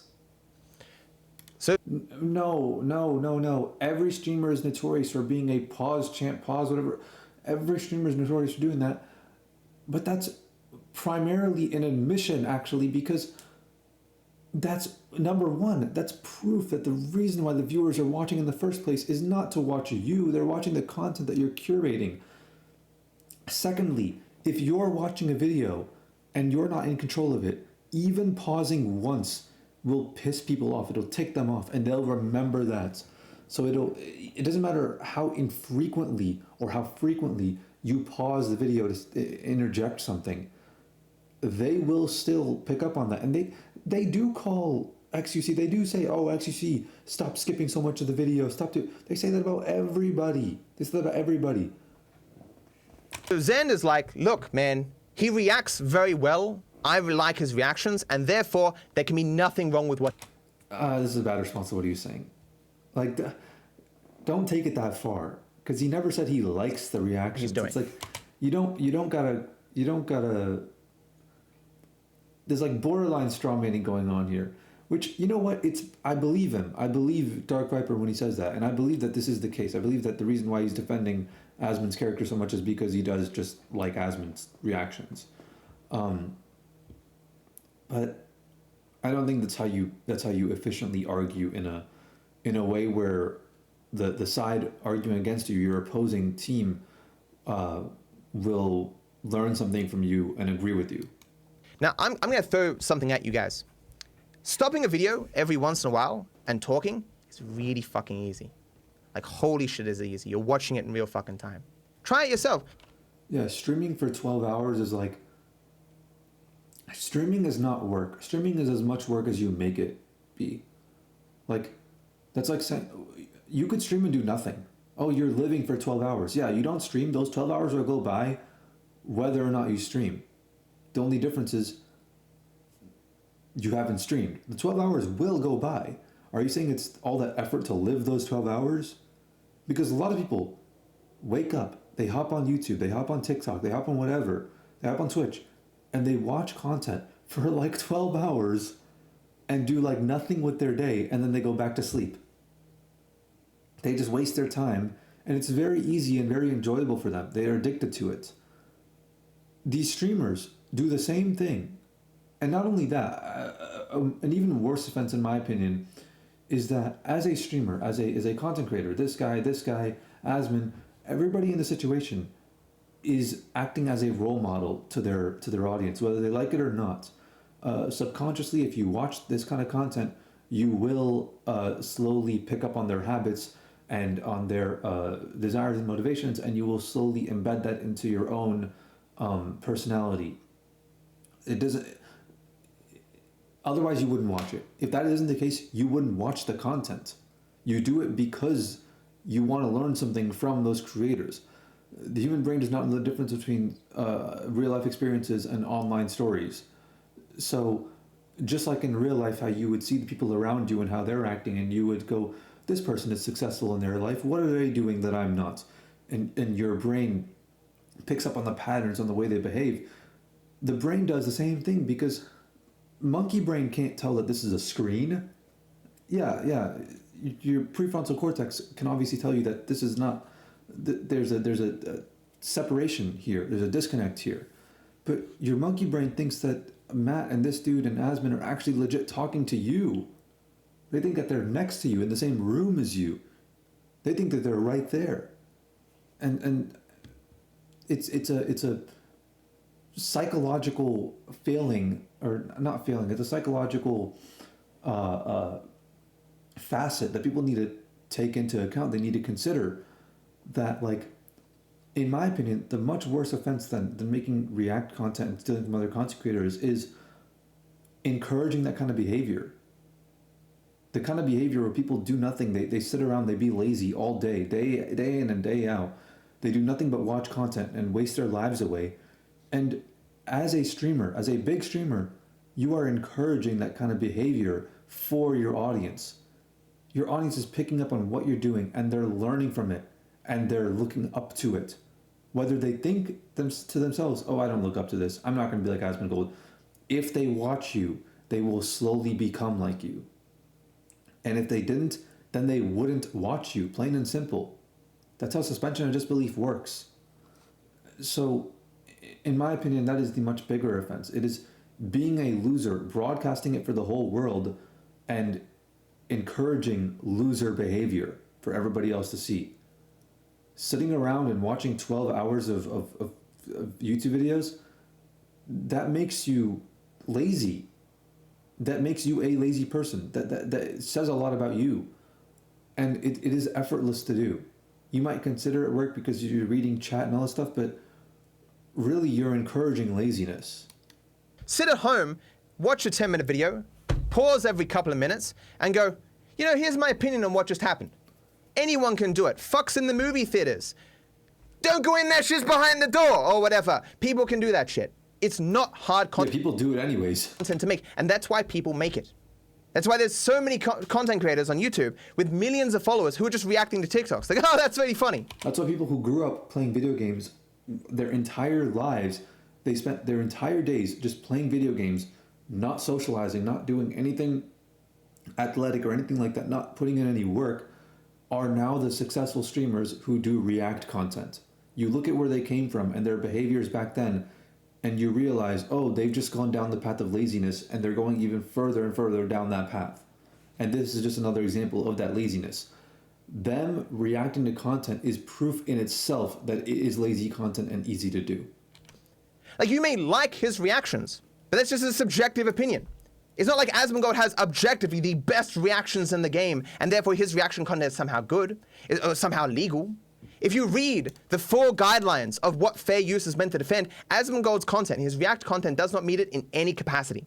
Do you want to know where asmongold's rants used to belong? I would say it's somewhat transformative, somewhat, a little bit, but not much. Here on this channel, which he hasn't uploaded to in 2 years. Yeah, I knew he was going to bring this up. I did watch this video a long time ago, but yeah, that's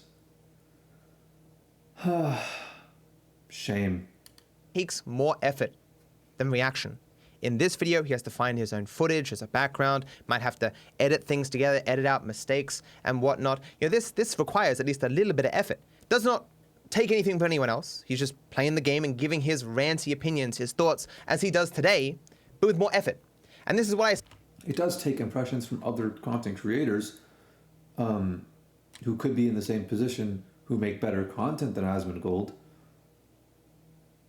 But that doesn't hold up. Said about asmongold getting famous. At the end of the day, he's making original content, and if people watch it, then that's a determining factor as to whether or not it's good content.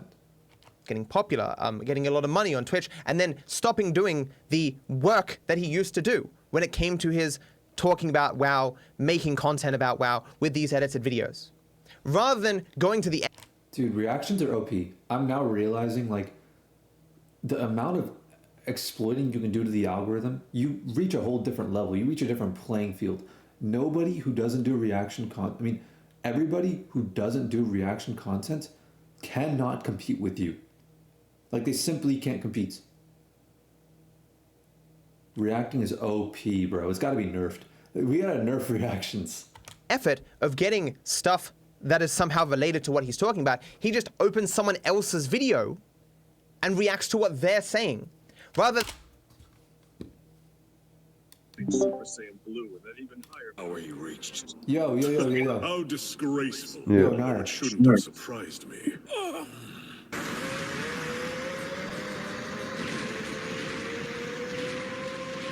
Yo, But even Nara. though he is outnumbered 4-1, Yo. Jiren has begun to Dude. unleash his hidden power. Here's an idea. Pause that real quick. Bro, Bruh. just react to all of this shit that you're watching right now on stream. You know how OP that is? Nobody gets strikes anymore for doing this kind of shit. You could literally just watch this while streaming, and people will watch it. You get a huge audience. Now that your little friends are gone, you're Yeah, you're finally right. getting Just go live while watching this. It's actually, it's like a totally different playing field, bro. Reaction content is actually OP. If I wasn't going to sleep soon, I probably would. Okay. You'll pay for your impudence. Okay, cool. He's watching Dragon Ball on Discord with Nick. Thinking of certain things and ordering them in the way that he wants so that he can make his point the way he wants to. He simply follows the structure of another person's video. So he skips the... I'm encouraging that behavior. Damn it. Listen, bro. I want to get some numbers up. And then but that's the same logic. I want to make a living, bro. part where he has to put that effort in to make these videos like he used to, and he's just using someone else's video to achieve basically the same effects. He's putting in far less effort than he used to for the same result. Actually, I would argue an even better result, of course, because the content that he picked for way better result. His backdrop wasn't necessarily the best, while the videos he's reacting to might have spent, they might have spent days getting together those exact clips in that exact order to make the exact backdrop that they're using, while Asmongold clearly didn't used to go that kind of effort anyway. Newsflash. Stopping a video every once in a while and giving your opinion does not make your video legal, does not make it not exploitative, does not make it not theft. If you want to argue against these points, feel free, but you need actual arguments. Not this bullshit, touchy-feely shit because you like Asmongold's content. When is enough going to be enough, Asmon? Hopefully some of the streamers that we talked about will take our advice and stop stealing content, but as of now they don't seem to be taking it very well. After all, why change what you were doing when you can get defensive and complain about your super hard life where you make hundreds of thousands of dollars a year off of using a computer all day? Yeah, I feel really bad for you, man. You have it so rough. Maybe make your life... That's literally what YouTubers do as well. You're making... No, it's a very, very, very different thing. If that was the case, if that's literally what YouTubers do, then streamers would be on YouTube. They wouldn't stream on Twitch. They would just make YouTube videos. But they don't. They don't feel the need to do second takes. They don't feel the need to script their content. They don't feel the need to do research beforehand. They don't feel the need to cut things out in between. They don't feel the need to do recordings and show people a final finished product at the end of the day. Streaming is an entirely different thing than making YouTube videos. Making YouTube videos provides this, also comes with this implication, this understanding that you are doing this with the express, the intention to end up with a result that you have in your head. You have a result of how you want the final video to end up, and you go in with the intention to make content, to record, edit, whatever, to provide that final result to the viewers. Streaming is not that. Streaming is talking to your friends on Discord, except Discord just so happens to be a website where you're not limited in how many people you can have in the call, and they can't talk to you, but you can talk to them. And, well, they can talk to you, but only in chat. And you can talk to them in voice and in chat. And that's what streaming is. It is talking with friends, basically. It's broadcasting. It's lecturing. It's a totally different medium, which is why, literally, the YouTube is magnitudes bigger than Twitch. It's on a completely different level in terms of watch time and engagement. Like, Twitch has 100 million something users, right? Maybe around that. Twitch has over 2 billion monthly users, unique monthly users. And you know what? It's probably going to be 3 pretty soon. 3 billion, not 3 monthly users. But yeah, YouTube is ridiculously big compared to Twitch. Yet the largest Twitch streamer in the world, XQC, makes more money than the largest YouTuber in the world, PewDiePie. Dude, I just realized the largest Twitch streamer and the largest YouTuber are both named Felix. That's it, bro. That's the key to success. Just name your kid Felix. Felix Langiel or whatever, and Felix Schelberg or whatever.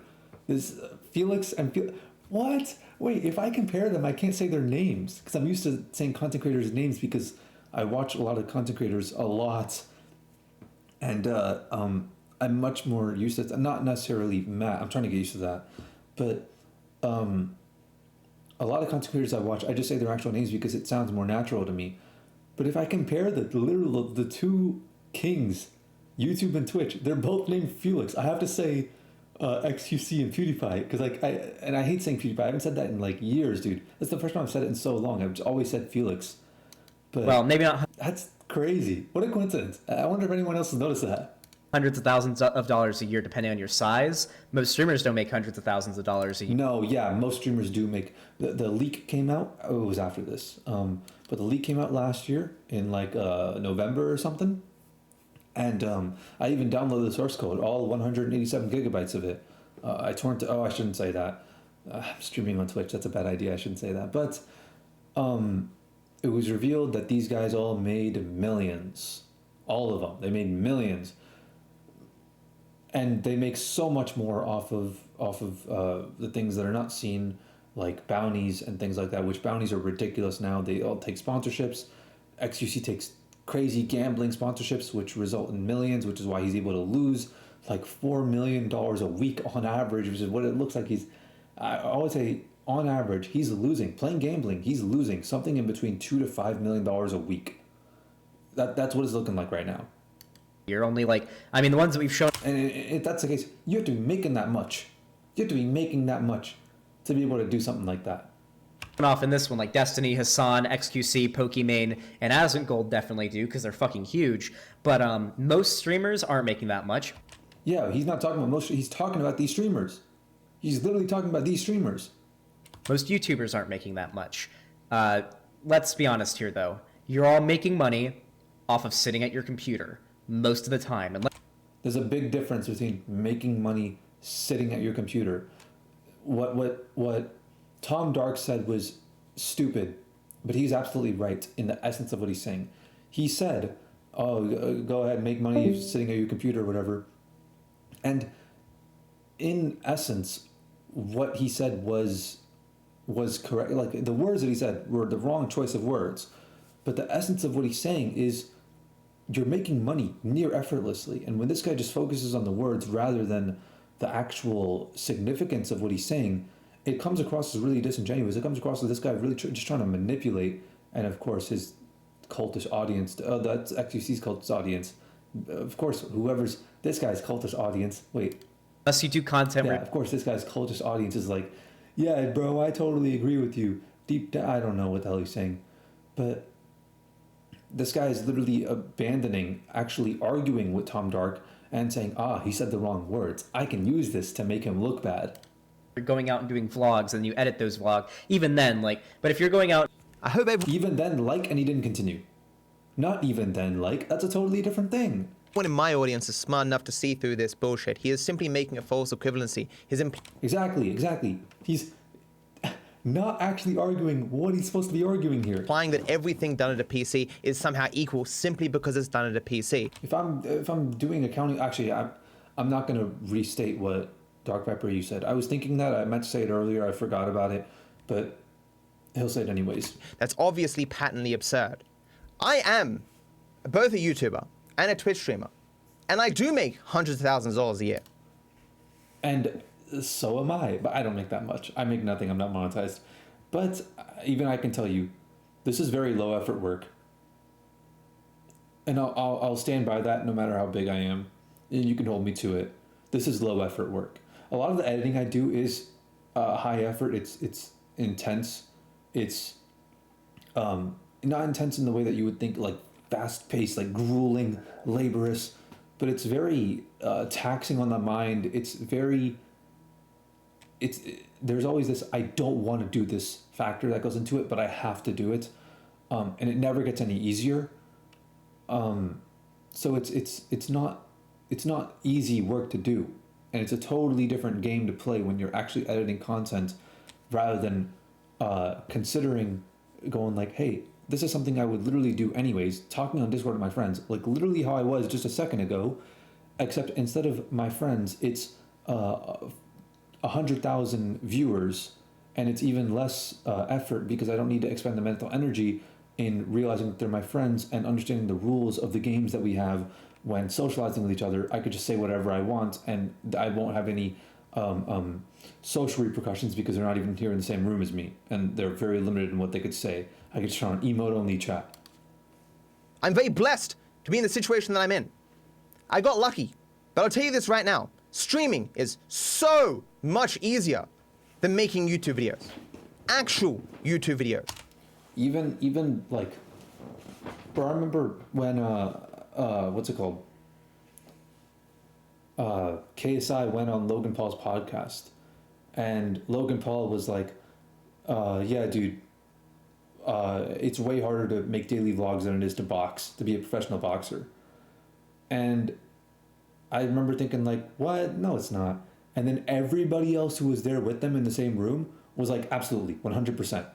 I remember what it was like when you were doing this. You're like, you were losing your mind, you were having insomnia, you were getting nosebleeds, headaches, you were passing out, all this. Like, it is a totally different game. When it comes to streaming is a different thing. Streaming is doing what you would already do anyways, and just having a camera on. And of course, this is an oversimplification. You could do a lot more when streaming. You could very clearly take it to another level. You could put a lot more effort into it. But that's not what these guys are doing. And even then, there's a cap on how much effort you can put into streaming relative to the grueling work that would go into making original YouTube content at the level that these streamers are reacting to it.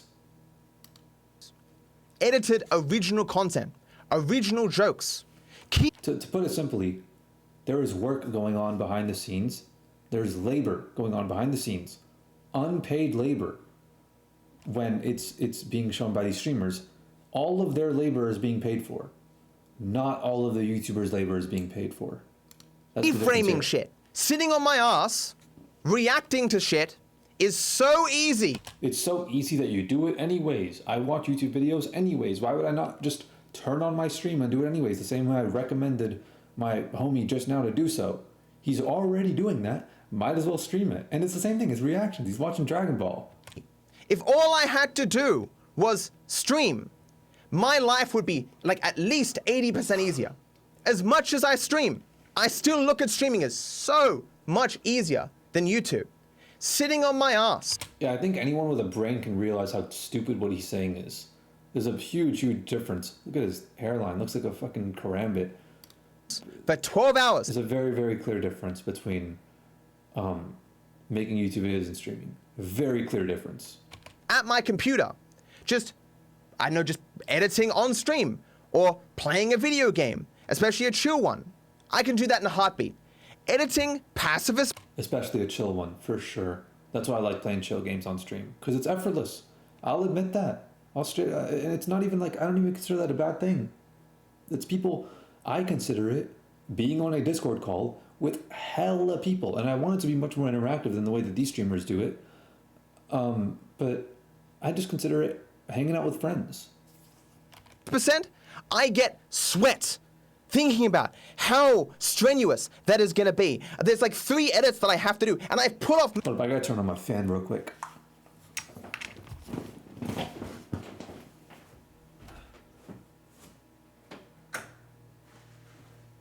You know, now that I think about it, I've legit like stolen quite a bit of content in the same process.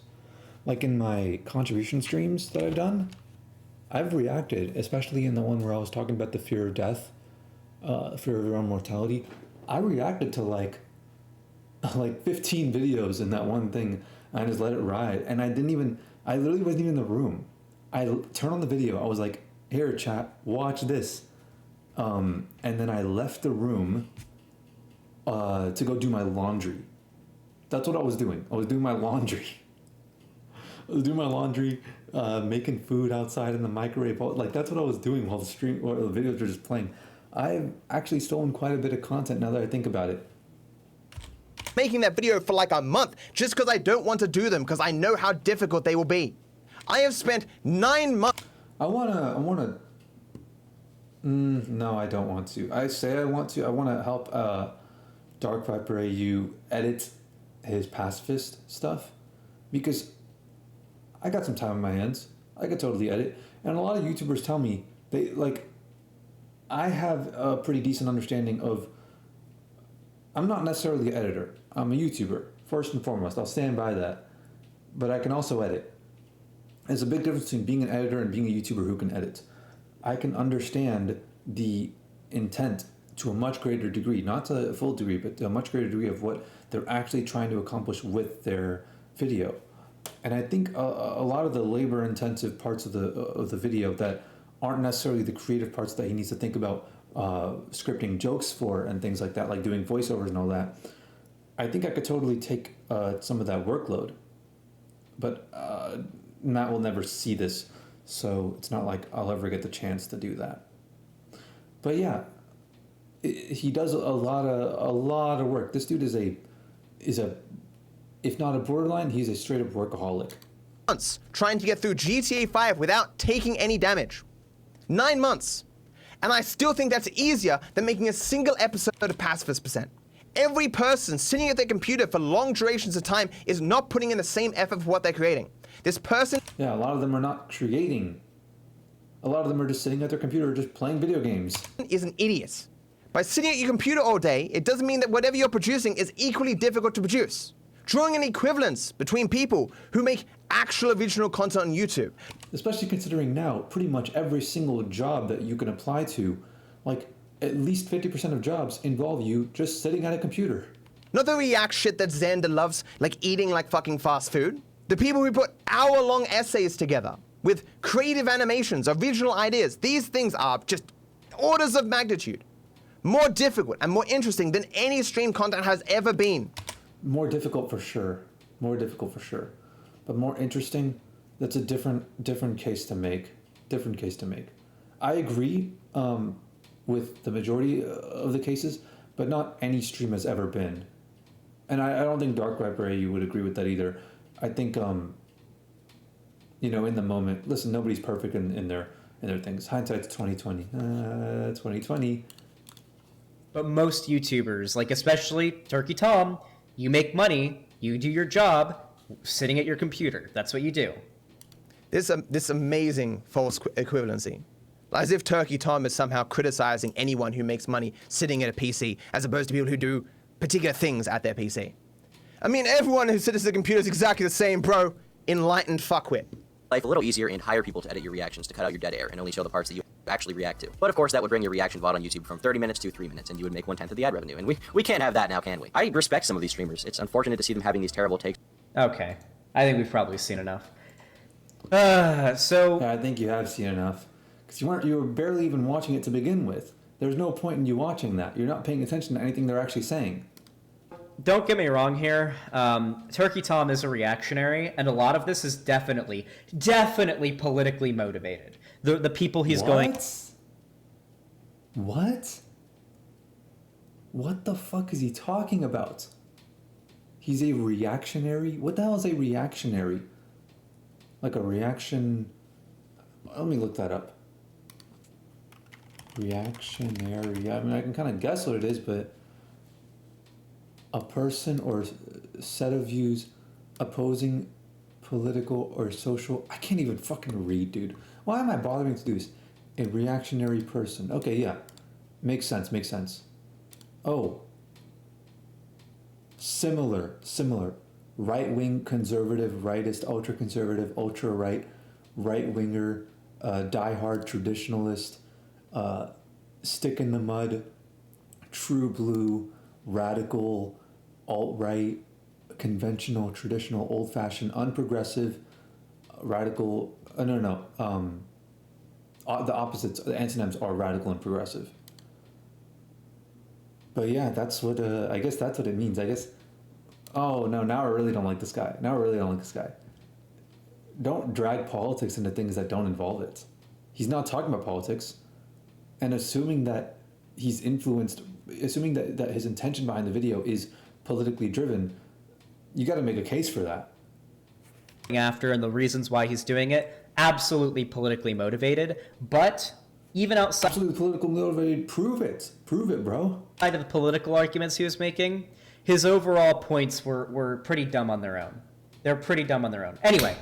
You didn't even address any of them. You countered points that he wasn't making. Time for the sex work segment. At least with me, he can't just hand wave me away and say this guy's just politically motivated, because certainly he and I are, from what I understand, fairly close politically. But I mean, Xander, he can't just engage with people's arguments honestly, can he? He just goes, oh, it's just political, man. It's political, just wipe it away. I've never seen a person in my life who was actually named Xander who I could consider an ethical person. Bro, don't name your kid Xander. Just stop naming your kid Xander at this point. Xander, I'm going to say this to you. I think because Turkey Tom is in political opposition to you, it has caused you not to grapple with his arguments fairly. Or mine, for that matter. You are so politically entrenched that you can't assess things said by other people who are politically... I can agree with that, because he brought it up out of nowhere. If anything, it's kind of projection. If anything, it's... Xander is so used to dismissing people's arguments and attacking people's characters because they don't politically align with him, that he could very easily see other people doing the same thing. That he could very easily understand why somebody else would also do what he does. Which is why it's very easy for him to assume the same thing of other people, even when I literally wasn't even thinking that. I don't even know what Turkey Tom's political... I watch Turkey Tom's videos, or Tom Dark now. I don't even know what the hell his political affiliation is. And who cares? What does that even matter? It literally does not relate to the matter at hand. He's talking about something entirely different. And it's like, if I watch his content and I don't know his political affiliation, how much effort did you have to go through to go in and actively search for his political opinion, for that matter? If that's the route you want to take, then stop looking at people's reaction content and just go into politics. Opposed to you on their merits alone. Which is why you've sat here and said, just in this section, amazingly stupid shit. I can't imagine the rest of the stream is any better. But maybe I'm misjudging you. Maybe you just had an aneurysm or something for this specific moment where you're talking about me, and the rest of your stream, you were fucking just genius in your levels of countering what Turkey Tom says in his video. If you want a quick summation of my video, my overall point was this. If a person makes a video that takes them 1,000 hours to make, and you react to that video and upload your reaction plus the original video to your YouTube channel, you've effectively just stolen 1,000 hours of labor. Your reaction video took 10 minutes to make, but the video that you've produced has 1,000 hours worth of labor in it. That kind of return on time investment doesn't exist without exploitation. And it's also the hallmark of reaction streaming. It's why he's so blatantly wrong when he says, oh, you just had a computer all day if you're a YouTuber as well. No, it's a completely different thing. If you're a YouTuber, 1,000 hours of your labor will result in the rewards that you can benefit from with 1,000 hours of labor. But if you're a streamer, 10 minutes of your labor can result in 1,000 hours of rewards based on somebody else's work. That is the difference here. That is what he's talking about here. It's two totally different things. It's original content and not original content. If you had to try and make that video yourself from scratch, you would have to spend the 1,000+ hours. But you skip that process.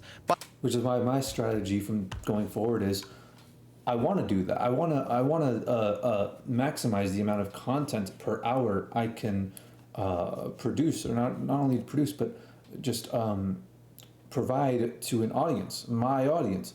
So from this point forward, if I ever react to anything, not from this point forward, starting tomorrow, and if I ever react to anything in a non-transformative way, which I think, or non-fair use way, or a way that would affect the market of the original, or that would harm the overall content market, which I think I have a pretty good understanding of what kind of content I could make that would do it.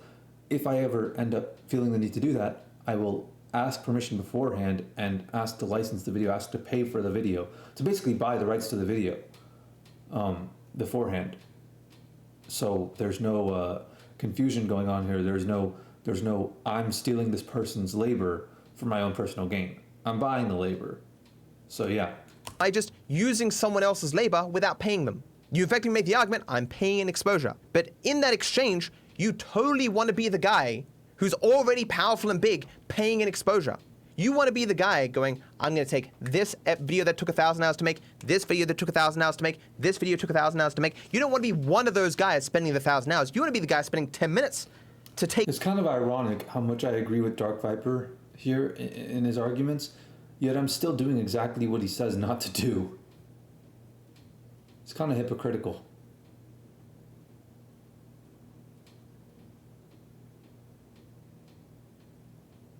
This is stupid. Should I even be doing this? Those 1,000-hour videos and put them up on your YouTube channel. The worst example. Okay, I'm going to start skimming through this because I'm not about to. Nah. I'm easing into it now. I'm starting to ease into it now. All right. When it came to Asmongold, was a guy made a very wonderful animation. And within 24 hours, Asmongold had reacted to the entire, with the animation, it got way more views than the original. I'm sure the other content creator benefited to some degree, but that is still exploiting and how this affects YouTube as a whole, how we're all negatively impacted by this kind of content. That's what I want to get to. I want to get to where he talks about that, because this is repetitive stuff. It's redundant. Like, we already established this. The fact that these guys like Xander don't understand this by now is beyond me, but... My videos were fairly extensive. Xander, you do not know anything about this topic. It boggles my mind, though, hearing this coming from a person on the left, a person concerned with exploitation of people in power. Yeah, a person concerned with people at the very top of the hierarchy taking advantage of people at the very bottom of the hierarchy, which is exactly what reaction content, the blatant content steal, I wouldn't even call it reaction content theft from big streamers, it's exactly what it is. If your concern is about not letting the hierarchy get so out of hand that people from the bottom are, it becomes inaccessible for them to reach the highest levels of the hierarchy with merit, with their own personal merit, with their skills and their talents and hard work. If it becomes an inaccessible world to them, which it does if you're on a completely different playing field of reaction content and you're bringing an audience to it, so you could take advantage of other people's labor, then that kind of goes against the whole purpose of being on the left, so to speak, right? Or considering yourself someone on the left. You know, being on the left and considering yourself a person on the left are two very different things in most cases from what I've seen. But if you're going to call yourself a progressive, if you're going to call yourself for the people, right? For the citizens, a protector of the citizens who are unable to defend themselves. The purpose of the left is to balance out the hierarchy. Even in society, you can't have hierarchies where everybody must, like the people at the bottom of the hierarchy, when it comes to their skill and their ability and their merits, it's like babies are not capable of working. Very old people are not capable. You have to protect them as well. If you're going in and you have a political ideology that aligns with what people would consider generally progressive or liberal or whatever the buzzword is for it, right? The opposite of, I guess, reactionary here. If that's your political standpoint, then you would stand to agree with everything Matt said here in all these videos so far. Maybe not everything he said, because there's always going to be disagreements, but the essence of what he's saying, the general essence of what he's saying would ring true to you. I don't understand how it's, I like this guy's reaction content, so I'm going to defend him tooth and nail. Isn't that the whole idea of like cult, like following leaders simply because they're already in leadership, blindly following authority, people at the top of the hierarchy, manipulating people at the bottom of the hierarchy to follow them and accepting that blindly? Isn't that what that is? Using people who are smaller to grow themselves, to massively enrich themselves off other people's labor and giving a small amount in return. Labor. Because that's what this is. That's what React content is. It was funny that my videos ended up getting used somewhat out of context. Because in my videos, I did make a defense for how reaction content could be done so that it is not at least grossly exploitative. Yeah, there's several methods. Several methods. And I like using other people's content. I want to do it, but I'll pay for it. You can do things that make it so you kind of abide by, like, at least the spirit of what fair use is meant to do. If you react to something on Twitch and it isn't like the focus of your content, hey, I'm reacting to this guy's video today, come watch. Or that your content on Twitch isn't just mainly reactions, you're not like... Dude, the title of my stream right now is reacting to Dark Viper. Asmongold tweeting out, hey guys, I know you love my reactions, more coming soon. Then you're probably going to be okay in my book. How about this? I'll make a deal. If I have one concurrent viewer on Twitch, I won't react to any content without paying for it. If I have one concurrent viewer. I have one right now, but it's a bot, so... No, wait. It's me. I'm the viewer. So yeah, no. If I have 2 concurrent viewers on Twitch at any given moment, I will not be reacting to content unless I paid for it. That's the deal I'll make. As long as it stays on Twitch. If just occasionally you watch a YouTube video, who cares? If you want to upload that to YouTube, you can still do that in a way that I'm going to approve of. All you have to do is edit the videos. Shit, I'm not doing that. I kind of am on one channel, but... Don't use the entirety of the original work that you reacted to. Yeah, no, never mind. Dark Viper, Matt would not be appreciative of what I'm doing right now. I doubt it. I really, really doubt it. Only use a portion. Edit it. Have it focused on you. Make original jokes. As far as my... And literally, the reason why I upload them in their entirety is because, to me, it's like, this is too much work.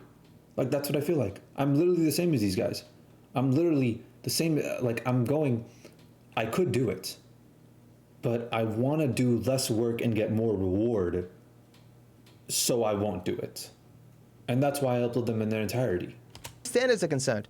This is what's legal under the law. Here are my standards. My standards are below that.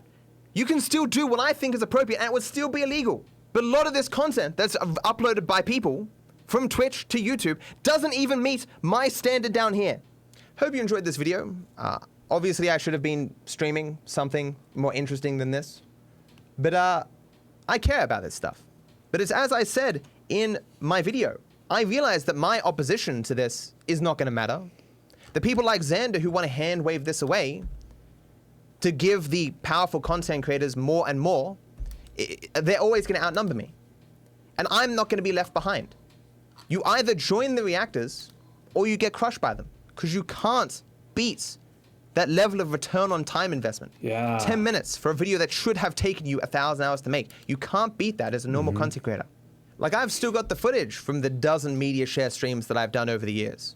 And they will eventually get uploaded. They are so low priority because I hate them. But at least when I upload those, they'll at least meet my own standards. They will be edited. They won't show all the entirety of the original video. They'll mainly focus on me. But then again, everybody has their own standards. The argument here is that your standards don't meet my standards, which is ultimately all people really argue about in the first place. But I tend to side more with Dark Viper standards than Asmon standards or Xander's standards. 2-3 years ago, I would have looked at doing such a thing with absolute revulsion. But because of people like Xander, I have to debase myself in this way. Xander, despite apparently caring about exploitation... Yeah, I remember when Jinx was... Bro, now you can make content that's worse than Jinx, and nobody would dare make a content cop on you. Because, like, they would just join you. They'd be like, yeah, I can't beat him, might as well join him. Might as well make money with him. Doesn't care about this. And so it's going to be the lay of the land. we aren't going to see a resurgence against reactors like we did in 2016. Exactly. In terms of issues in the world, this is very low down on the list. But it's still not a good thing, but it's probably here to stay. If you want to know more about fair use... I think it definitely is here to stay. Hey everyone, I received an email that was interesting. Wait, I just watched that one. I think it's definitely here to stay though, yeah. And something must be done. To put it another way, Charlie has not come close even once to talking about what I actually said in the document. Oh my goodness, this video is a mess. This video is a mess. This video, I mean, I'm not talking about this video. I'm talking about the video that moistcritical made. It was such a poor video, dude. I've seen Charlie say a lot of really stupid shit, and everybody loves moistcritical. Like, he's like such an uncontroversial person. Like, everybody loves him, and I've seen him say so much dumb shit, and I'm like, I'm tired of listening to this guy. And finally he gets exposed like this. Finally, a decent chunk of people can go like, wait a second, Charlie is looking at something very frequently. You literally go to moistcritical.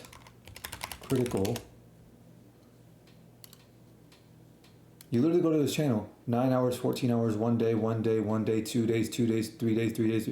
He pumps content out, and regularly he'll be talking about things that he looks at like one little headline of. He watches like a tiny little YouTube video, a piece of it. He'll go online, make a video about it for his entire audience, and then speak on it as if he knows everything about it. Like, the way that he speaks on things, he doesn't go in with this impression that he knows the amount of information that he knows. He always speaks on topics as if he knows absolutely everything there is to know about it. He speaks on topics as if he's like the foremost authority on them, which blows people's minds. And it's the reason why he gets so many viewers. It's the reason why he gets millions and millions of views every single day, because he's able to make people think that he's so smart and so well versed on so many different topics. And I watch like his stuff. Like, I watch his videos. I guess it's not going to show the stuff that I watched here. But yeah, legit, like, people watch him and they think, oh, this guy is an expert on everything. No, he just talks as such. He just has a really, really wonderful way of talking that makes it seem like that. But really, the vast majority of what he says is filler nonsense that you don't need to watch and is a waste of your time.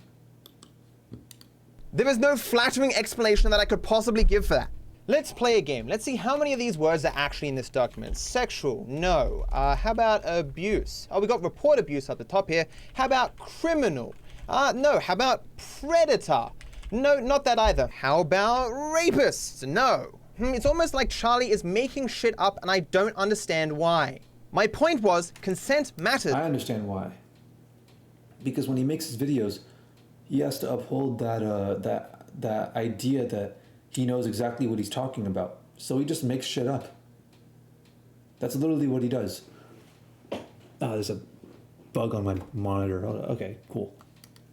And the idea of asking consent after you've already done the thing is clearly not good. What annoys me most about Critical's video is not that he disagrees with me, is that he doesn't even understand what the document said. So moistcritical has made a response video to something I've that people think video. And hey everyone, I tried to set up like a teleprompter and stuff and read from it so it didn't look like I was reading from a script. I sucked at it. So just listen to this in audio or something, because I'm going to be reading a script. Taught me, while his arguments were very poor, it was probably wrong to single him out for doing it, as this sort of content is an epidemic that has only gotten worse. In fact, while I've spoken to asmongold privately, and I do believe he knows what he's doing is wrong, he still does the same React content he always has. Despite this, I still decided, should this topic ever come up again, I would speak more generally. I would not focus on one particular content creator. So recently, Hasan Piker said many frankly horrible things on his stream, highlighting that he feels entitled to use any other person's labor exclusively for his own profit and without their consent. I found this frankly humorous coming from a socialist, given that socialism is directly opposed to such ideas, believing bare minimum that profit... Yeah, but Hasan is not a socialist. Hasan is a pretend socialist. He pretends to be a socialist so that he can get the socialist audience to subscribe to him. Should be shared among the workers, and workers should have a say over who can profit from their labor. The reason there are references to capitalism and spiking people's drinks in that script was originally because they related to particular things Hasan said in his stream, explaining the flaws in his reasoning. However, I wanted to be general, so I scrubbed specific references to Hasan from the script and referenced a group of people whenever I felt it necessary to highlight the sort of creator or content I was referring to. I don't think that's necessary. I think if you got the information from Hasan, if you are originally referencing Hasan and you want to scrub the references to not make it look like you got it from Hasan, I don't think there's anything wrong with showing people your source. Even if it may be stigmatized, even if it may be frowned upon to single people out, I really don't think there's anything wrong with it if that's where you got the information from. In the 14 pages, I referenced that group of content creators 3 times. So why was I mad in my response to Critical's video? I wrote a script arguing that reactors are exploiting the labor of original content creators, and what benefit reactors claim to give to others is ultimately illusory. While some individual content creators benefit, as a whole, original content creators are worse off, and I consider this an indisputable fact given the nature of how the online content creator marketplace works. Oh damn, he talked about the thing I wanted to react to. Critical's video, however, painted my impassioned writings as DarkViperAU called moistcritical a rapist.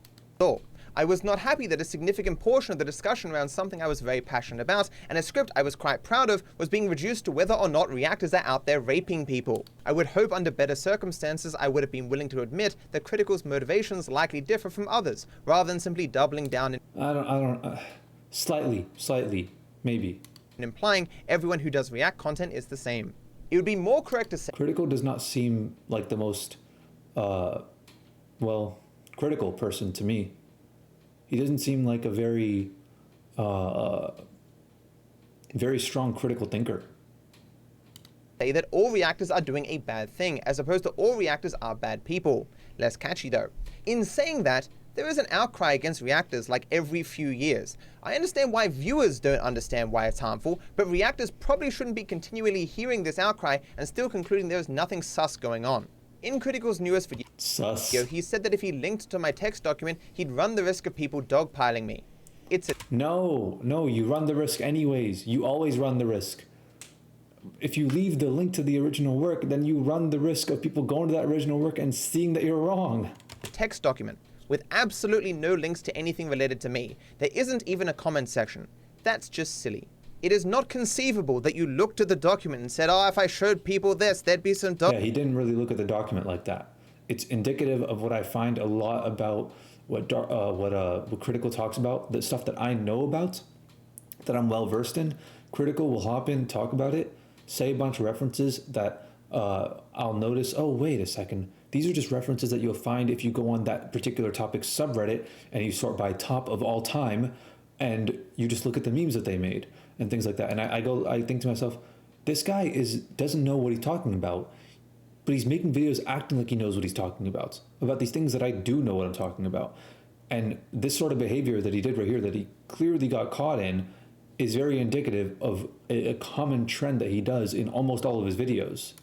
Regardless, I do enjoy Critical's videos for the most part. The vast majority of his videos I do enjoy watching. On that DarkViperAU, you probably just didn't think about it. In reference to my Twitter exchange with one of my viewers, I understand that you may take umbrage with these words that I wrote after the fact for a different purpose, and that is fine, but your presentation of these words were as if this was the main thesis of my script. It is what you dedicated the first 6 minutes. It's absurd. Obviously, it was a very good response video, as in because I'm only highlighting my disagreements, it may seem like I'm being overly critical of Charlie now. That's not my intention. I disagree that this was a reasonable expectation. Even in hindsight, I still don't think it would have been reasonable to expect. Key to notice is that no one else listed in that document made a video. Hasan does what he always does when people point out that he is a greedy, exploitative capitalist who is the product of gross nepotism and grifts people by claiming to be a socialist. He threw a hissy fit on stream and called me some mean names. If I had mentioned someone else's name in that group other than you, perhaps putting Mizkif there, he probably deserves to be there more than you do. The Mizkif would have gone on stream and gone, lol, I'm not reading this guy's dumb, and then it would have ended. While I am relatively speaking a very large creator, I am still not normally front page news. I say things all the time that if a larger content creator said them, it would be all over livestream fails and everyone would be throwing a hissy fit. Everything I said in that document, I have said a dozen times over the years. No one cared. I was more interested in getting the script out of my head than anyone actually reading it, because when I get a script in my head, as rare as that is, it distracts me from my more important work until I give it to someone. I understand that. I can relate. A lot of times I've felt the need to literally, that's why I have my free ideas playlist on YouTube, because it's like I have video ideas. Primarily they're video ideas. And I go on, I think about them and I'm like, okay, it's living in my head rent free. I just have to get rid of it. I literally just have to get rid of it. I just have to get it out of my mind. I get that. I totally get that. I relate. I was, and still am, very proud of that script, and I think it is a good read. But I didn't expect anything more than a tiny fraction of my normal Rambles audience to actually read it. Although arguably many people were just going off a brief summary that I put near the actual link to the document, so maybe not many people read it actually.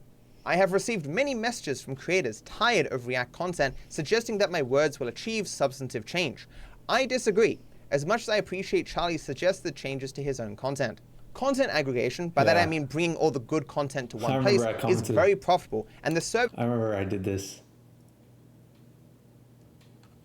Is appreciated by some viewers, even if it ultimately does exploit those who made the content in the first place. As long as it is possible to make money this way, as long as there's a market for it, it will never truly die. Thus, I consider my script more like an old man just wanting people to understand the hellscape we find ourselves, because I wanted to get back to my...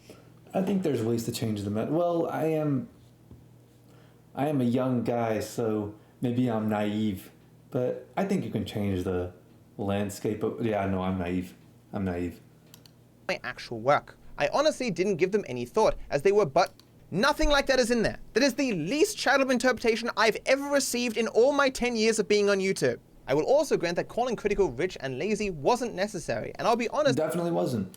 That wasn't all that I said. I just had the sense to remove other instances where I stepped over the line when speaking passionately. I debated whether to leave this next part in because it might make me sound smug, but I think it's good information. Charlie called these ad hominems. Insulting a person is not the same thing as an ad hominem. An ad hominem is when you insult a person instead of addressing their arguments. I did address your arguments. I was just an asshole while doing it. I am sorry that my... Nice. That's some Giga Chad behavior right there, bro. Giga Chad activity. My criticism of one aspect of your content implied that it was all that you do.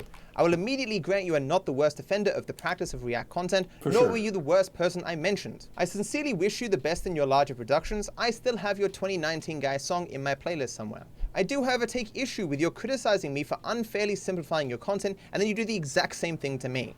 Me getting angry and ranting is actually quite rare. I have my commentary videos like you do, both standalone. Well, his rambling is pretty common, but the ranting is rare for sure, yeah. I watch all of these guys. Every single person mentioned here, I watch all of them, except for Xander. I don't know who that is. Hello everyone, welcome to the introductory video for a series where I explain the inner workings of social media and how React content harms everyone except the reactors. Reactors to mean the people who watch videos and pause occasionally. I spent the last month making 7 or so videos that were released comedy series called Can You Complete GTA 5? Actual editing is by far the most complicated I do, pushing me to twitch.tv. Each of these episodes would have cost the copyright holders hundreds of thousands, if not millions of dollars to produce, and their rebroadcasting therefore increased the risk of legal challenges against Twitch, as they hold a very precarious position in regards to their liability for copyrighted content on their platform. As these creators felt untouched, that I called out asmongold for back in 2012 abuses of power, and the addition of a handful of times when they pressed the pause button. The original work taking days.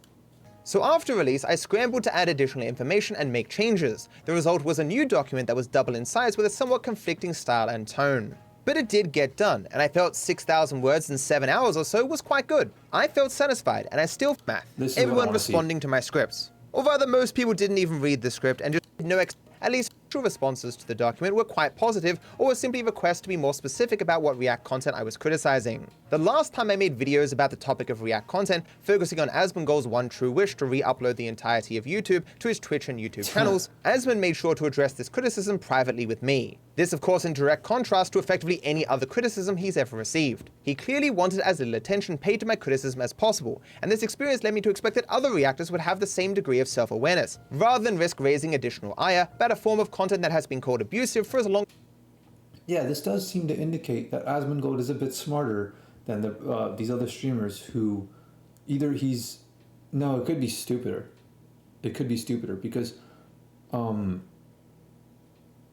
he could just be less malicious, but also not smart enough to understand what he's doing. But I think if he's made the determination that he understands what he's doing, then he does. Asmongold does seem to be have a bit of a calculated side when it comes to this.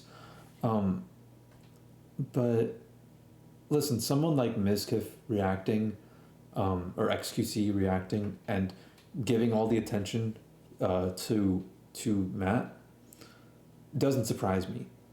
But like, there's a lot of there's people who I would consider to be pretty intelligent people that he mentioned, that it's like, it shocks me that this is how it turned out. While I had the goal of putting React content out of my mind so I could focus, I now had more distractions to obsess over. After I resolved things with Charlie, to what extent they could be resolved, I went back to completing my projects. But even then, at all times, half my mind was spent working on scripts for videos that I could create the moment I was once more free to. Damn, this is cool. I love these thumbnails. Does he have his thumbnail guy in the description?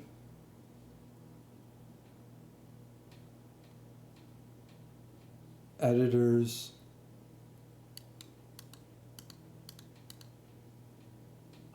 Come on, bro. To do so, I wrote dozens of pages of notes offhand. Why don't you just stop getting involved in drama? I want to make one thing clear. I do not consider drama to be a good tool for growing a YouTube channel, and I am deeply... I consider it a good tool I consider it to be a good tool to grow your YouTube channel. And its effect is usually very short-lived. Bad Bunny skyrocketed into infamy as the greedy Twitch streamer who believes everyone... Well, okay, we probably have different definitions of drama, because he's going in with more of a psychological perspective, I'm going in with more of a storytelling perspective. In my opinion, drama, what I consider to be drama, is two or more distinct characters that people can understand are distinct characters entering in the same situation and their characters interacting. The simple fact of that I consider to be drama. Should give her $5. $5 a month. I don't consider this drama. I just consider this entitlement, and then I consider there to be drama in what happened around her and people reacting to her. And I think a lot of people who talked about her, good or bad, I think they grew their channels significantly. But this is not. This I don't consider to be intentional, going out looking for drama. I don't think she did this. I think she truly believes what she's saying. I think she's truly stupid enough to believe what she's saying. I don't think she went in hoping to use this to get some bad publicity to grow her channel. Her clip is still occasionally referenced, but she is effectively a dead streamer despite the massive attention. Recently, a scandal occurred where a PC company scammed a streamer out of their deservedly won giveaway. Yeah, and you know, recently the company literally went bankrupt. Like, they actually, Artesian Builds, if you go, there was like pictures that came out of their like studio, and it's just a bunch of boxes everywhere. They literally went broke. PC. Dozens of videos from the highest profile tech channels covered this story, millions of views. While clearly being in the right, this streamer gained 30,000 followers and went from being a streamer who averaged 20 viewers to a streamer who averaged 60 viewers. With Charlie and my back and forth, I lost 600 subscribers, then gained 1,000 subscribers. To put this into perspective, my video on Michael not being in witness protection that I threw together in 6 hours gained me 25,000 subscribers. You can gain with drama, you can lose with drama, hell, you can do both at the same time, but rarely does it compete with just making good content. Exactly. When he's talking about this sort of definition of drama, I 100% agree with him. Going out looking to pick fights with people, looking to, well, there is no better way to word it other than starting drama. Because when you say starting drama, people know what you mean by that. There's a different definition to drama that I consider to be a more precise definition. But when people consider, you go out, you start drama, you look for drama, you look for trouble, you look for the conflict, right? You look to go out and make enemies with content creators. That does not seem, or not just content creators, audiences in general, that seems to be a very poor strategy in the long term. Rolling the dice and hoping to gain growth from drama, especially as an already successful content creator, is just a waste of time. And worse, it ignores the less material realities of this industry. Much of the longevity light to a new audience that you can at least have some assurance could be interested in your content if the other creator makes something similar who normally watch my content. It certainly would have saved me some on what you compare me to. But the drama I have got involved with can largely be said to come from two sources. The first is drama I bring upon myself due to believing someone else has misinformed or caused harm to others. Oh, that was the same video.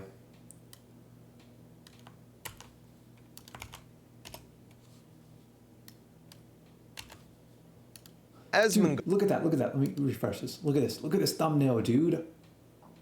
Like, this is not well aligned, but like, he legit, like, lined it up perfectly.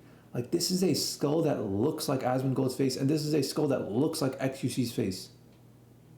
Like, dude, that's spot on. And obviously there's a lot of errors with the masking of the hair, but it's like, damn, man, that's a nice thumbnail. Asmongold, August 2021.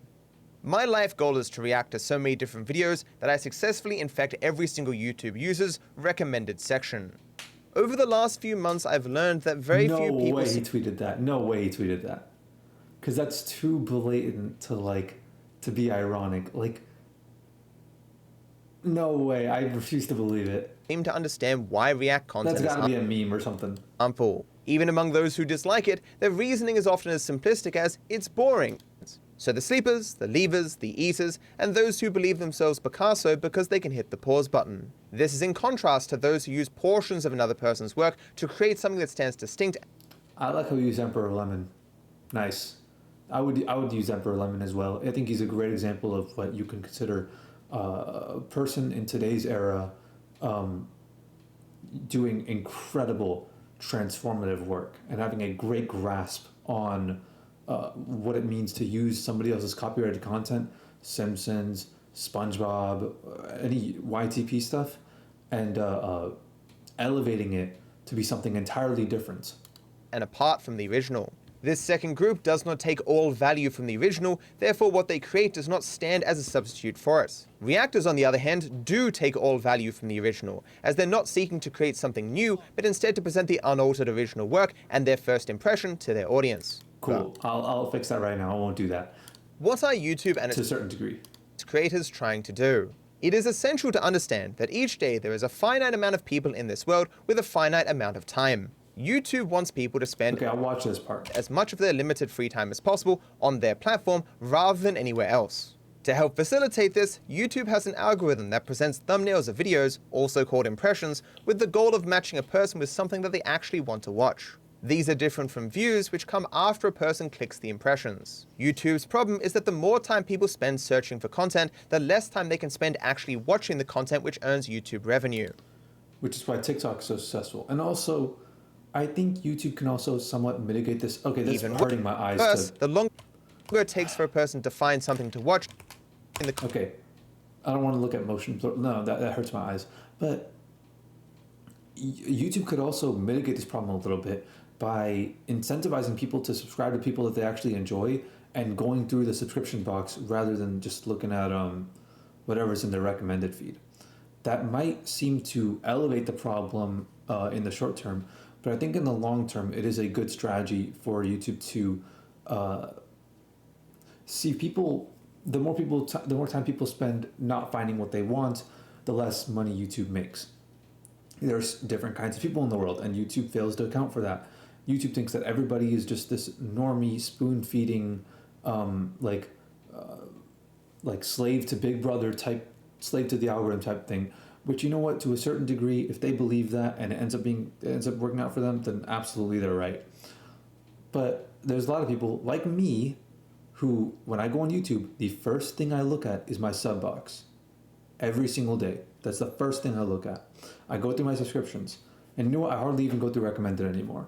I only go to recommended maybe once every couple of weeks if I'm completely bored and I have absolutely nothing to do and I'm somewhere where I can't work on things and I don't feel like working on things and I've run out of things in my sub box to watch. Then, only then, will I watch things in my recommended. But because different kinds of viewers watch content in different kinds of ways, YouTube stopping this crusade of desensitizing people from watching their subscriptions and being their own individual person who has their own individual taste and personality, who decides the kind of content they want to watch rather than watching whatever YouTube pushes down their throats. If they relax on this crusade to get rid of those people, I think it could actually benefit them greatly monetarily. Content which earns YouTube revenue. Even worse, the longer it takes for a person to find something to watch, the more likely they are to leave the website altogether. I hate how we put motion blur on that. YouTube can only present a finite amount of impressions each day, therefore each impression is seen as a valuable resource that they do not want to waste. Before showing each impression, the algorithm must carefully assess both the likelihood that it will be clicked, as well as how much time will likely be spent on the platform if it is clicked. The algorithm tries to judge, I also hear that that's actually why YouTube doesn't like sexual content. Because people will get horny when seeing a little bit of sexual content, and then they'll leave YouTube, and they'll go on Pornhub. Just how much time you will spend watching that video, but also how likely you are to watch more videos after that first one. The higher the average time spent on the platform from an impression click, the more likely YouTube is to risk one of its valuable impressions on that content. Bottom line, YouTube does not care what you're watching, as long as it's keeping you here. We content creators on YouTube are different though. Sure, we want you on this platform, but we do care what you watch. Each content creator is ultimately attempting to influence as many people as possible to watch their content instead of anyone else's. We are effectively running a store in a competitive market, attempting to get you to spend your limited time on us. We want these videos you can watch in your own time, straight up. On these videos. As Western channels get on average between 3 and 5 USD per 1,000 views, I will use my 2-year average of $3.43 to say asmongold made a... Damn, dude, this is crazy because my CPM has always been really low. I've talked to people whose CPM, I've literally been, I've worked with people, I've edited for people whose CPM is above $9. And it blows my mind that like people have this kind of CPM. Approximately $644,000 or $3,100 an hour for watching these YouTube videos. Nice. He's also received approximately 5 billion impressions of exposure, assuming a 4% average click-through rate, which would be fairly standard for videos of this length. I am of course underselling how much asmongold makes from these re-uploads of other people's videos, as obviously those who watch these videos would then be given impressions of his other videos by the algorithm, which would lead to more views and revenue for his other content that it wouldn't otherwise get. Additionally, I'm excluding the ad revenue, bits, donations, subs, and growth that he gets on his live streams where he first re-uploads this content. This system of exploitation is fundamental for asmongold to be able to make the roughly $1.5 million he makes on Twitch every year. A YouTuber can make one high-quality video to generate exposure for themselves, in the same time a reactor can steal 400, and the reactor's product will be of much higher quality on average when compared to the effort invested, due to containing a stack. It's not how effort works. Perhaps you've heard the quote, "If I had more time." Okay, this is interesting. What's the harm? But what's the harm? Obviously, this enterprise of unpaid labor resulting in massive profits exclusively for an unskilled, lazy person doing none of the work is one of the grossest conceivable things in this industry. But how does this impact other YouTubers? The obvious first point is that reaction content enables any reactor to outproduce everyone else on the platform. Here we have one YouTuber who labors for a week to make one video. Here is asmongold who steals a YouTube video as a part of his live stream. Yeah, I mean, we already went over, it is harmful. Why can't everyone just do react content? Because there's no content left.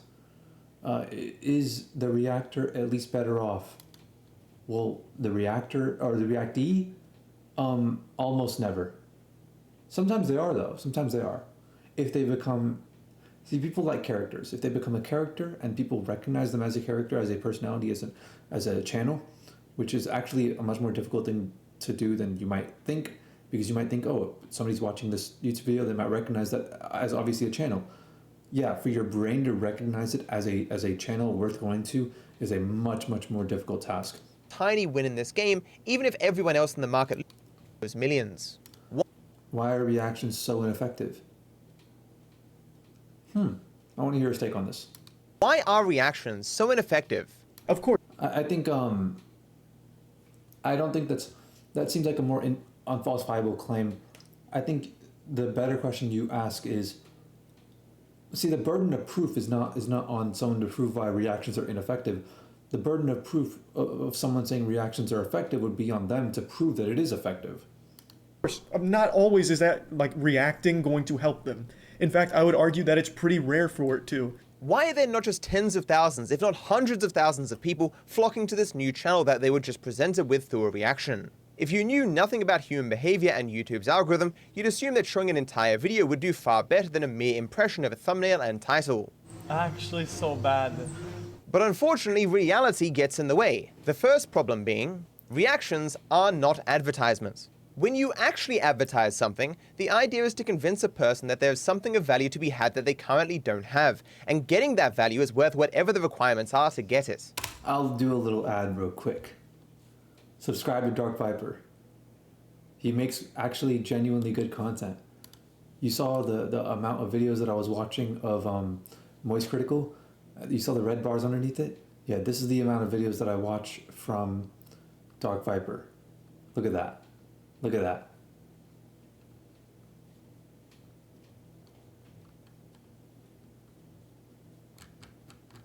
Genuinely good content.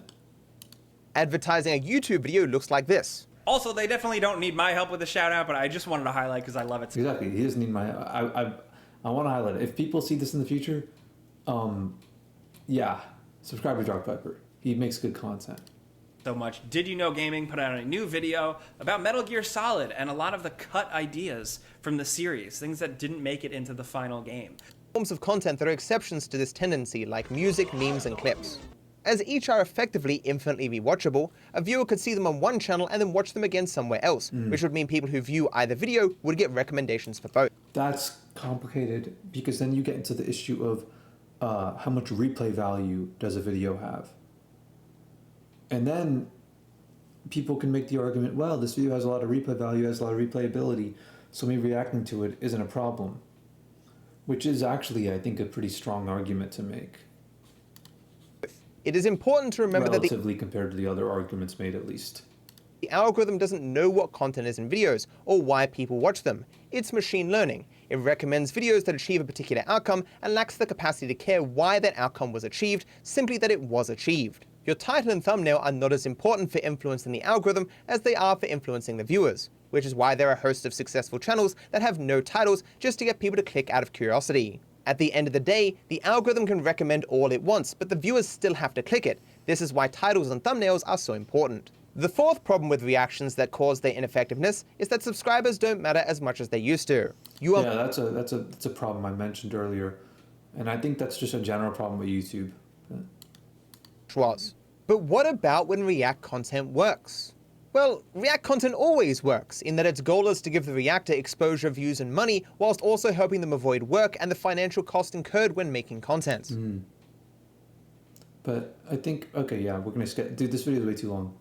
Why aren't all creators adamantly against React content? Because they want to be the one that's reacted to. They want that chance to win the lottery. Why aren't all creators? It's like asking why people don't. That's like asking why people aren't against other people buying lottery tickets. My success. But shouldn't the market decide? Okay. But shouldn't the market decide? No. There is a market for every terrible thing you can imagine. The existence of demand for something does not justify meeting that demand through exploitative means. Nobody gives a... I think the exploitative means part makes sense, but the existence of a demand for a market, in my opinion, does justify the supply in that market. Because demand is not trivial. If you're going the moral route, then if you look at things in there, you can go down the path of arguing back and forth with yourself, playing devil's advocate in your own mind repeatedly over and over and over again. You'll eventually reach the conclusion it's all moral subjectivity. There is no what this person did is right or wrong. There is only I like it or I don't like it, and they like it or they don't like it. And that's ultimately what all this comes down to. If a market exists and there is someone satisfying that market, me personally, I'm going to assume that they deserve, at least there is a certain level of leeway I will give them for satisfying the market, simply by virtue of that being a market in the first place. But through exploitative means, nah. How you play the game is just as important, if not more important, than the game you play. Care about the fate of labor as long as they can get their instant gratification. Hell, every industry ahead of its time, bro. Would see a reduction in cost if all labor was unpaid. This wouldn't be good outside of YouTube, nor is it a good practice within it. Society does not benefit as a totality when laziness is... Let us now move on to talking about React content on Twitch. Twitch is complicit. Twitch is bad, and it should feel bad. Twitch is complicit in almost every negative thing that comes out of Twitch news, every like scummy thing a streamer does. Twitch is complicit in almost all of it.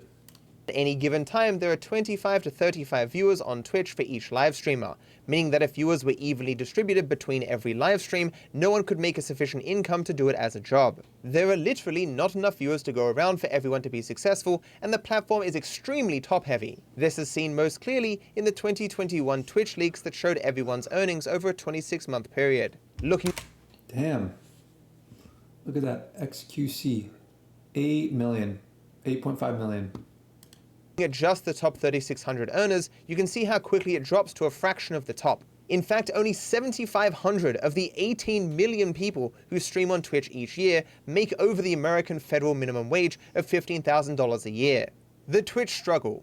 Professional live streamers are in a constant battle for exposure to bring in new viewers, to both grow and to replace those viewers who stop watching. Through the primitive discovery systems on Twitch, you get exposure in a few ways, but all have the issue that the more viewers you have, the more exposure you tend to get. This is in part because people naturally seek out what is popular, rightly understanding the modest correlation between popularity and quality, but also because Twitch does not have any good mechanism to assess the quality. Wow, what a beautiful way to word it. The modest correlation. Ah, nice, nice, nice. Quality of a stream beyond its popularity, in part because the moment-to-moment quality and focus of a stream can vary wildly. No one knows exactly what's going to happen in a live stream. Twitch's fatal exposure flaw. I already know about that. I think everyone does. Twitch has no exposure. There's not even an exposure flaw. It's just Twitch's...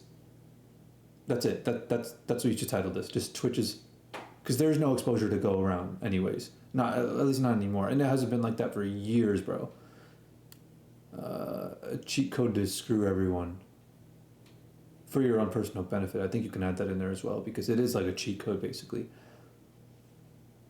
So other Twitch streamers get screwed, but the YouTube, like all reactors, are trying to benefit, keep right. Sometimes a drop of water. When Critical reacted to my video. So we get the point of this video.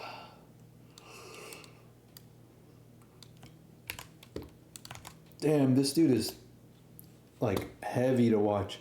Oh my goodness. I don't want to watch this. What? What?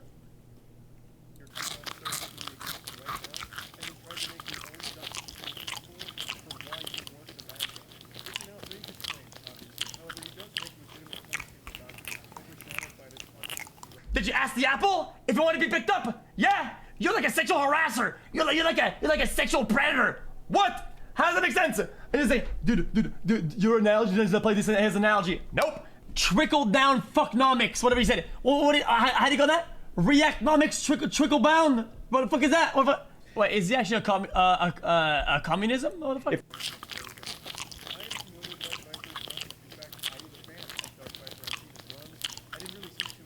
For those who don't know, this is XQC, the most watched streamer on Twitch.tv. Who the fuck are all these guys? I can see the appeal. XQC spends... No, I actually can see the appeal. I actually enjoy that. I enjoy that. Like, that it was hard to watch because it's like, he's stupid in a lot of ways. But his execution on the things that he does, and the way that he acts, it's just the way that he talks, bro. That's why he's so famous. It's because of the way that he talks. Fucking Canadians, bro. Not only are they so expansive that it's effectively impossible to keep a viewer there long enough to see everything even if you tried, you still can't take away the experience. Everything is React content. Well, Not everything is stolen React content. All illegal actions are the same. What? Companies could DMCA you at any given time for playing their game on. No, there's a big difference between the largest that video game developers, allow for their games explicitly, rather than the people who outright take other people's content. Because first of all, if you play a game, by and large, with very few exceptions, you are not acting as a market substitute for that game, unless it's a very cutscene heavy game. It's a spectrum for sure, but oh my god, there's too many ways to break this down. There's too many ways to break down the whole video game argument of it. But I would say with video games, that's like, you are creating content that way. Games are different from videos in that, well, I think games are different from everything else. I think not just video games. I think if you play games, like if you go and you play basketball on stream, you're not acting as a market substitute for somebody to go play basketball. Them playing basketball would be a totally different experience from them watching you play basketball. But I think games fall in an exception as their own form relative to all other art forms. Relative to, you can combine every other art form to ever exist. You can combine music, like theater. You can combine videos, put paintings, put everything in one category, and games squarely fits outside of that category when it comes to the way that content can be distributed or stolen or propagated. It's very, very different. And also, that's why gaming is the most profitable industry in the world right now, other than, with the exception of two industries, which is food and oil. And it's very, very quickly coming up on both of them. Very soon, video games, or just gaming in general, will be the largest industry on the planet, even larger than the basic human needs. And that's because when people play games, it's very interactive, and they themselves want to play those games. People go out here, I literally have a stress ball in front of me, I have a Rubik's Cube in front of me, I have like a football to the left of me, I have a kettlebell over there. Like, these are things that people buy, even though I've seen plenty of footballs online, I've seen plenty of people solve Rubik's Cubes online. That is not a market substitute for me playing the game. Stream, you're literally playing a game that somebody else made. It's literally their game, and you're playing. Yeah, it's their game. It's not their gameplay. It's not their walkthrough. It's not their playthrough. It's not their highlights, their moments, their funny moments. It's not all that stuff. If you're recreating all that, even like to a T, and re-uploading all that, you are stealing their intellectual property. Maybe not legally, maybe legally, don't know, but definitely morally. Playing it. I don't know what you're gonna say. React content is bad. It's not great, right? But nothing is pure except for just complete 100% creative. That's not only. I can agree with that. I can agree with that. There is still an element of using somebody else's work, and when you're playing video games, and none of it's pure. If you want to go the purist route, then yeah, you really need to be a Kurzgesagt or whatever, like in a nutshell type of content creator or something like that, making your own drawing streams, animations, creating content live, things like that,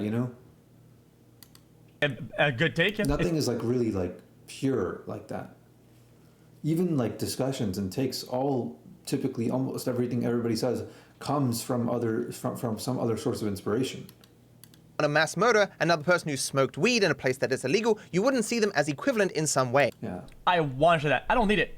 My channel's not gonna die. I'm not gonna be obscured in forever. I could get more viewers into other things by playing another game or something. But instead, I wanna watch that. I want to share that with chat. I want to share my passion that I have for this with chat. It has nothing to do with it. Never than anything. Sometimes. Exactly. Everybody wants to watch it. You just don't have to stream it.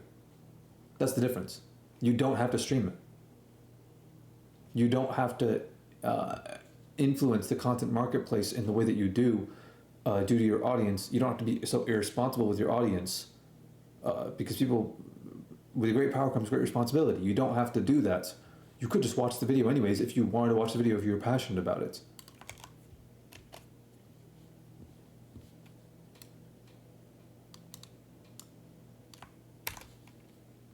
I'm a fan of XQC though. I used to be a big fan of Ludwig, but not so much anymore. Drama alert!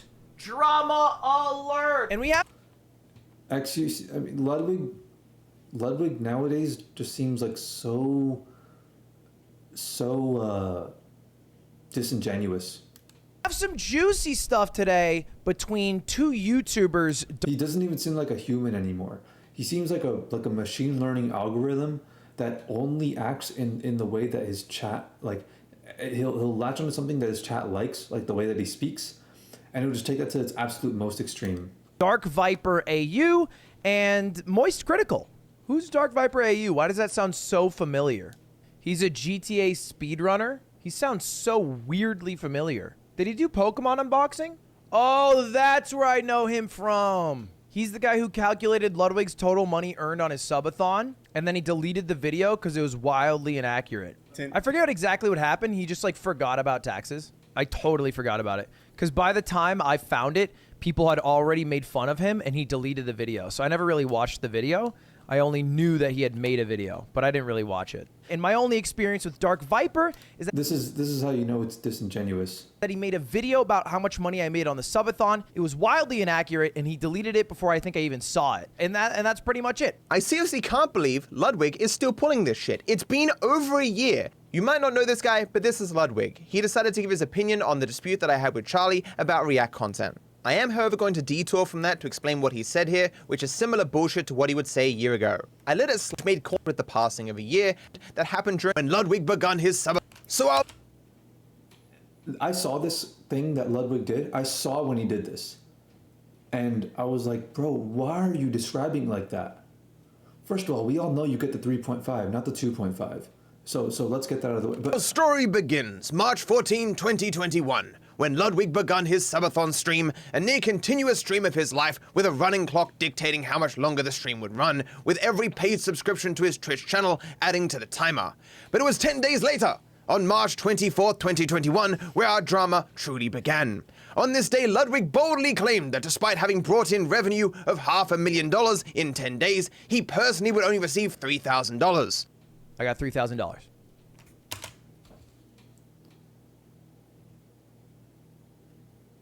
Ludwig money? Okay, that's reasonable. Taxes, you fail to realize you're not taxed on your revenue, you're taxed on your profits. You can't tax people on the revenue.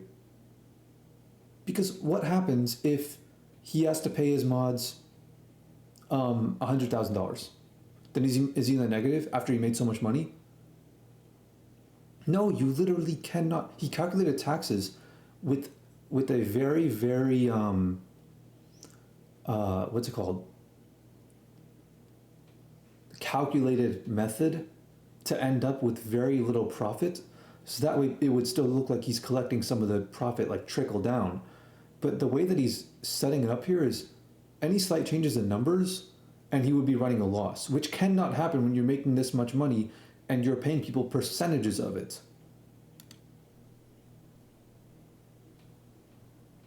Are you sure about that? My first thought upon watching this in my kitchen was that surely everyone would know that this is dumb and obviously wrong. Yeah, and nobody said anything about it. Wrong, right? Sure, Ludwig did misrepresent how taxes work and how much content creators make in general, misinformation which could negatively impact his viewers, but how many people could a live stream possibly reach anyway? Later.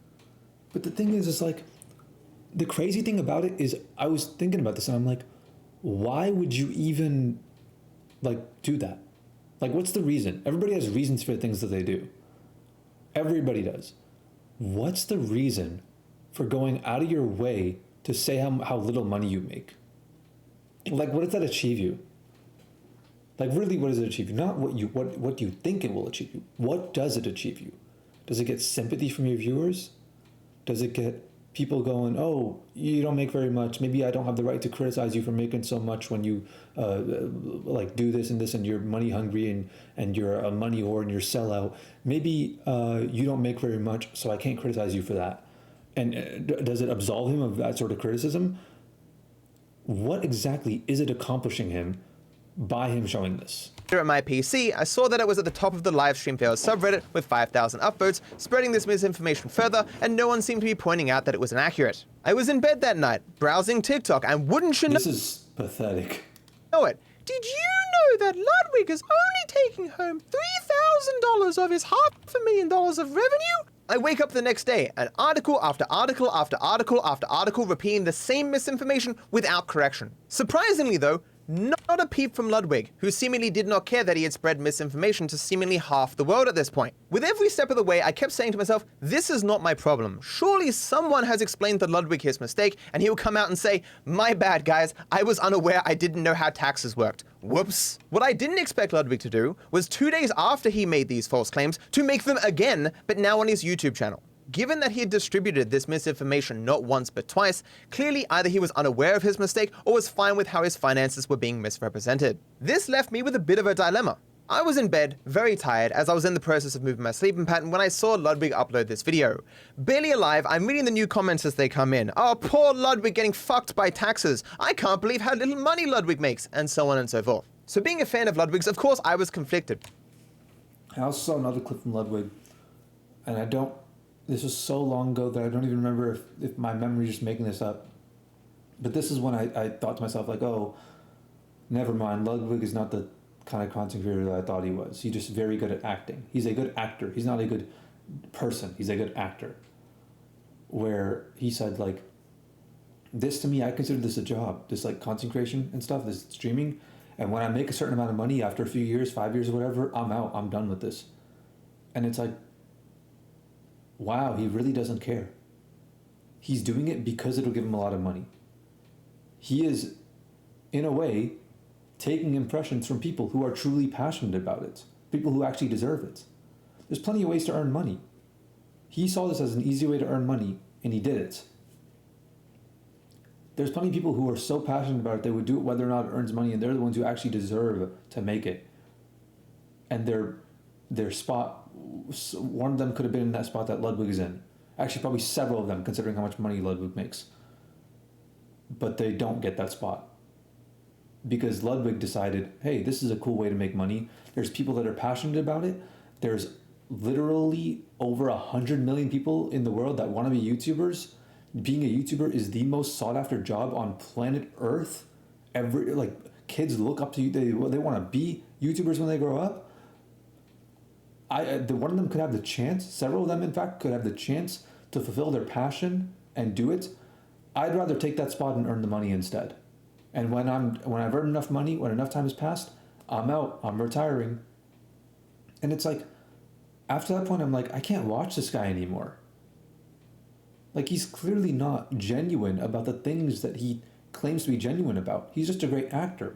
He's a theater kid is what he is. He's a theater kid at the end of the day. That's why he's so theatrical about all the things that he says.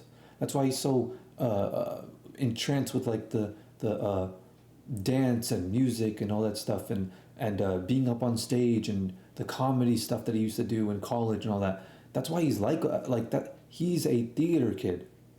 He's not a YouTuber. The YouTubers were the kids at school who were nerds, who were bullied at school for spending all their time in the media center doing all that stuff.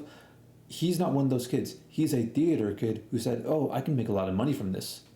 Let me go ahead and make a lot of money from this. And after that, I was like, I just can't. He's not a likable person to me anymore.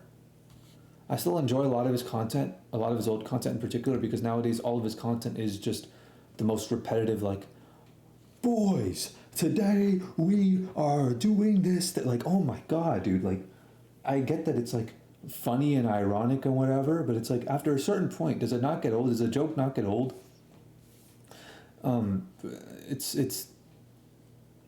He fell off to me pretty hard. But yeah, to me, he doesn't deserve the success that he has after hearing that sort of thing. It's very clear he's doing this for the money. And, you know, he's admitted that. because I didn't want to cause a fuss, but at the same time, I hate misinformation and I do like helping people. So I initially left a comment explaining what Ludwig had gotten wrong, but I realized no one would likely see it. I figured as I couldn't sleep, I may as well get out of bed, make a short video, and do some calculations. It was a true Thanos moment. If no one else was going to correct this, fine. I'll do it myself. So I made an exceptionally dry, tired, 3-minute video explaining taxation. I point out that Ludwig had mistakenly taxed his gross revenue while he should have deducted his expenses prior to that point. Exactly. You don't get taxed on revenue, you get taxed on profit. I also explained that federal and state taxes need to be calculated separately, in part because you can't just combine two separate percentage calculations together, but also because state taxes are a deduction for federal taxes. And he lives in Texas, which has no state income tax. And in response to the comments, I explained how... Oh, wait, does he live in Texas? I don't think he lives in Texas. Does he? Maybe. Maybe not. A progressive... California. Okay, I guess not. Taxes work. If a person makes 500k, they don't pay the top tax bracket on all of it. Instead, they pay different rates for each portion in its corresponding bracket, which is something that I've already explained multiple times in my Ramble series. Progressive tax in its place. To this day, I've never heard of another person getting $500,000 and then explaining about their taxes or how much they choose to give their friends and charity. Funnily enough, a similar thing actually happened to me when the Twitch income leaks happened in 2021, and people found out that I made $500,000 over 26 months. One of the first things my manager suggested I do when this happened was downplay it by talking about my taxes and expenses. Yeah, and this is... Listen, I've been a part of the content creator space for a long enough time to know people benefit greatly from being more personal, being more relatable, being more down to earth with people. They want to have their cake and eat it too. They want to have the flex life, I want to be that person, I want to be like that. But they also don't want to be so unrelatable that their audience can't resonate with them. Because there's often a disconnect when you're prospering so much more than the rest of your audience and you're acting like you're not. It's on the same vein of like Pokimane keeping her boyfriend private and things like that, you know? It's on the same vein of that, but it's a bit different because with this sort of thing, it's highly normalized. YouTubers and content creators in general will almost always downplay how much they make. It's become like standard operating procedures at this point.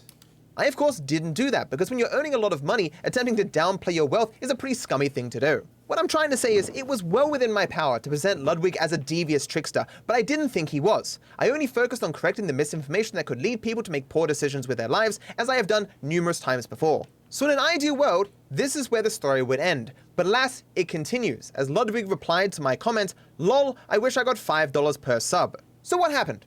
While my math was correct, as was my information about taxes, I had forgotten that Ludwig was not using his Twitch analytics. After all, I was tired and I had seen the footage 2 days prior. For whatever reason, Ludwig was using statistics generated by his viewers that gave wildly inaccurate figures and outright ignored the money Ludwig was making from ad revenue. I was tired, so I did the calculations based on the first number that was on Ludwig's screen, forgetting about its dubious source. I mean, it was labeled 10 days of streaming. Exactly. This should be how much money? How could I have been so crazy to have confused that with the revenue that he generated over 10 days of streaming? Any sane person would have remembered that this figure was actually any revenue visible on screen to a handful of viewers that had no idea how Twitch fees or revenue share worked who went through Ludwig's VODs. Any Twitch streamer who isn't Ludwig, if they wanted to share the revenue they made streaming, would just go to the Twitch backend. Exactly. You could have done this. And give exact figures. Ludwig's preference for a website that he knew to be inaccurate, given that he could see it conflicted with his Twitch analytics, which would have told him it was downplaying his revenue, is not something I can explain to you. But it is something I should have taken into account, and that was my error, that Ludwig has termed wildly inaccurate. Now let me ask you, how long do you think this error existed for? A day, a week, a month? I mean, Ludwig is sitting in his glass house made of his gross misrepresentations, throwing stones at me even after all this time. So surely you'd imagine my video must have reached a staggering amount of people over a very long period, right? No, the video existed for 20 minutes and reached maybe 2,000 people at best. I saw Ludwig's comment the second he made it, so I privated my video because unlike Ludwig, I care about being accurate. I got out of bed again, even more tired now, and spent the next half an hour stumbling over my words to make a new video. I used his inaccurate figures and came to a result of $66,000, which was 22 times higher than what Ludwig claimed. And his take home is $66,000. By the way, charity is tax deductible. So, yeah, it's going to actually be significantly higher than this. You know, certainly depending on the charity. A huge reduction, but not $3,000. And I think it was fun to calculate. I hope people enjoy this video. If anything, there's a lot of charities that you could deduct basically this entire thing from. So it could be a little over $200,000 that he's making, potentially. And so the reasoning why this is the case is down here if you want to read that as well. Yeah, hope you're doing good. I will hopefully go to bed now. You should be deducting charity and mod payments before taxes. Exactly. But also, charity is not only an expense, it is also tax refundable. So that's why. It's probably a lot more than $66,000. And also, who knows how much he actually made? He never showed his analytics. This obviously is still undershot what he was actually taking home by. And that's only subs. He was getting bits and cheers and donations, and people on YouTube are watching the clips, and he was getting hella money from YouTube, and he was getting money from bounties, which the bounties were ridiculous, and he was getting money from ad revenue, and also there were sponsors on YouTube, and he was growing his other social medias as well and getting a ton of media attention, so he was growing his long-term growth.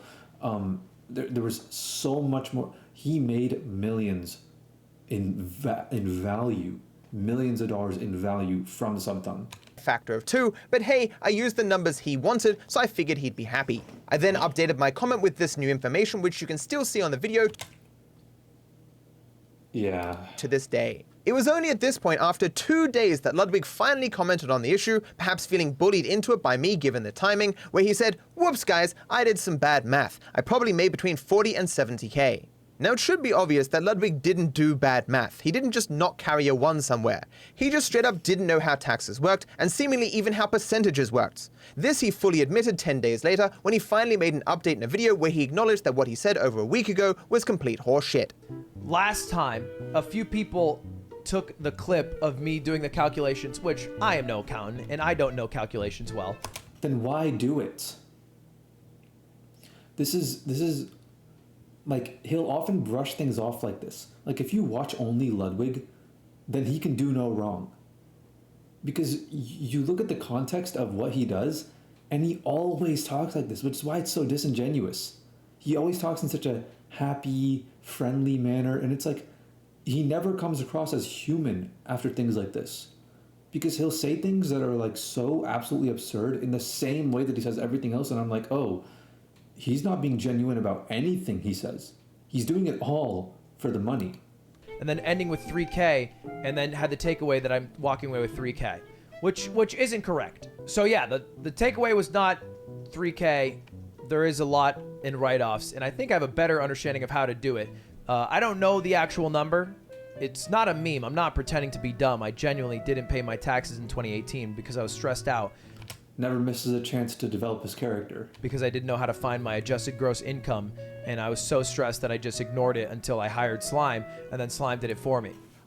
Yeah, then you could just ask Slime. He's there. He was a part of the thing. You could have just asked him. Made my video, Ludwig on his live stream in front of tens of thousands of people made endless false claims about me personally and my work.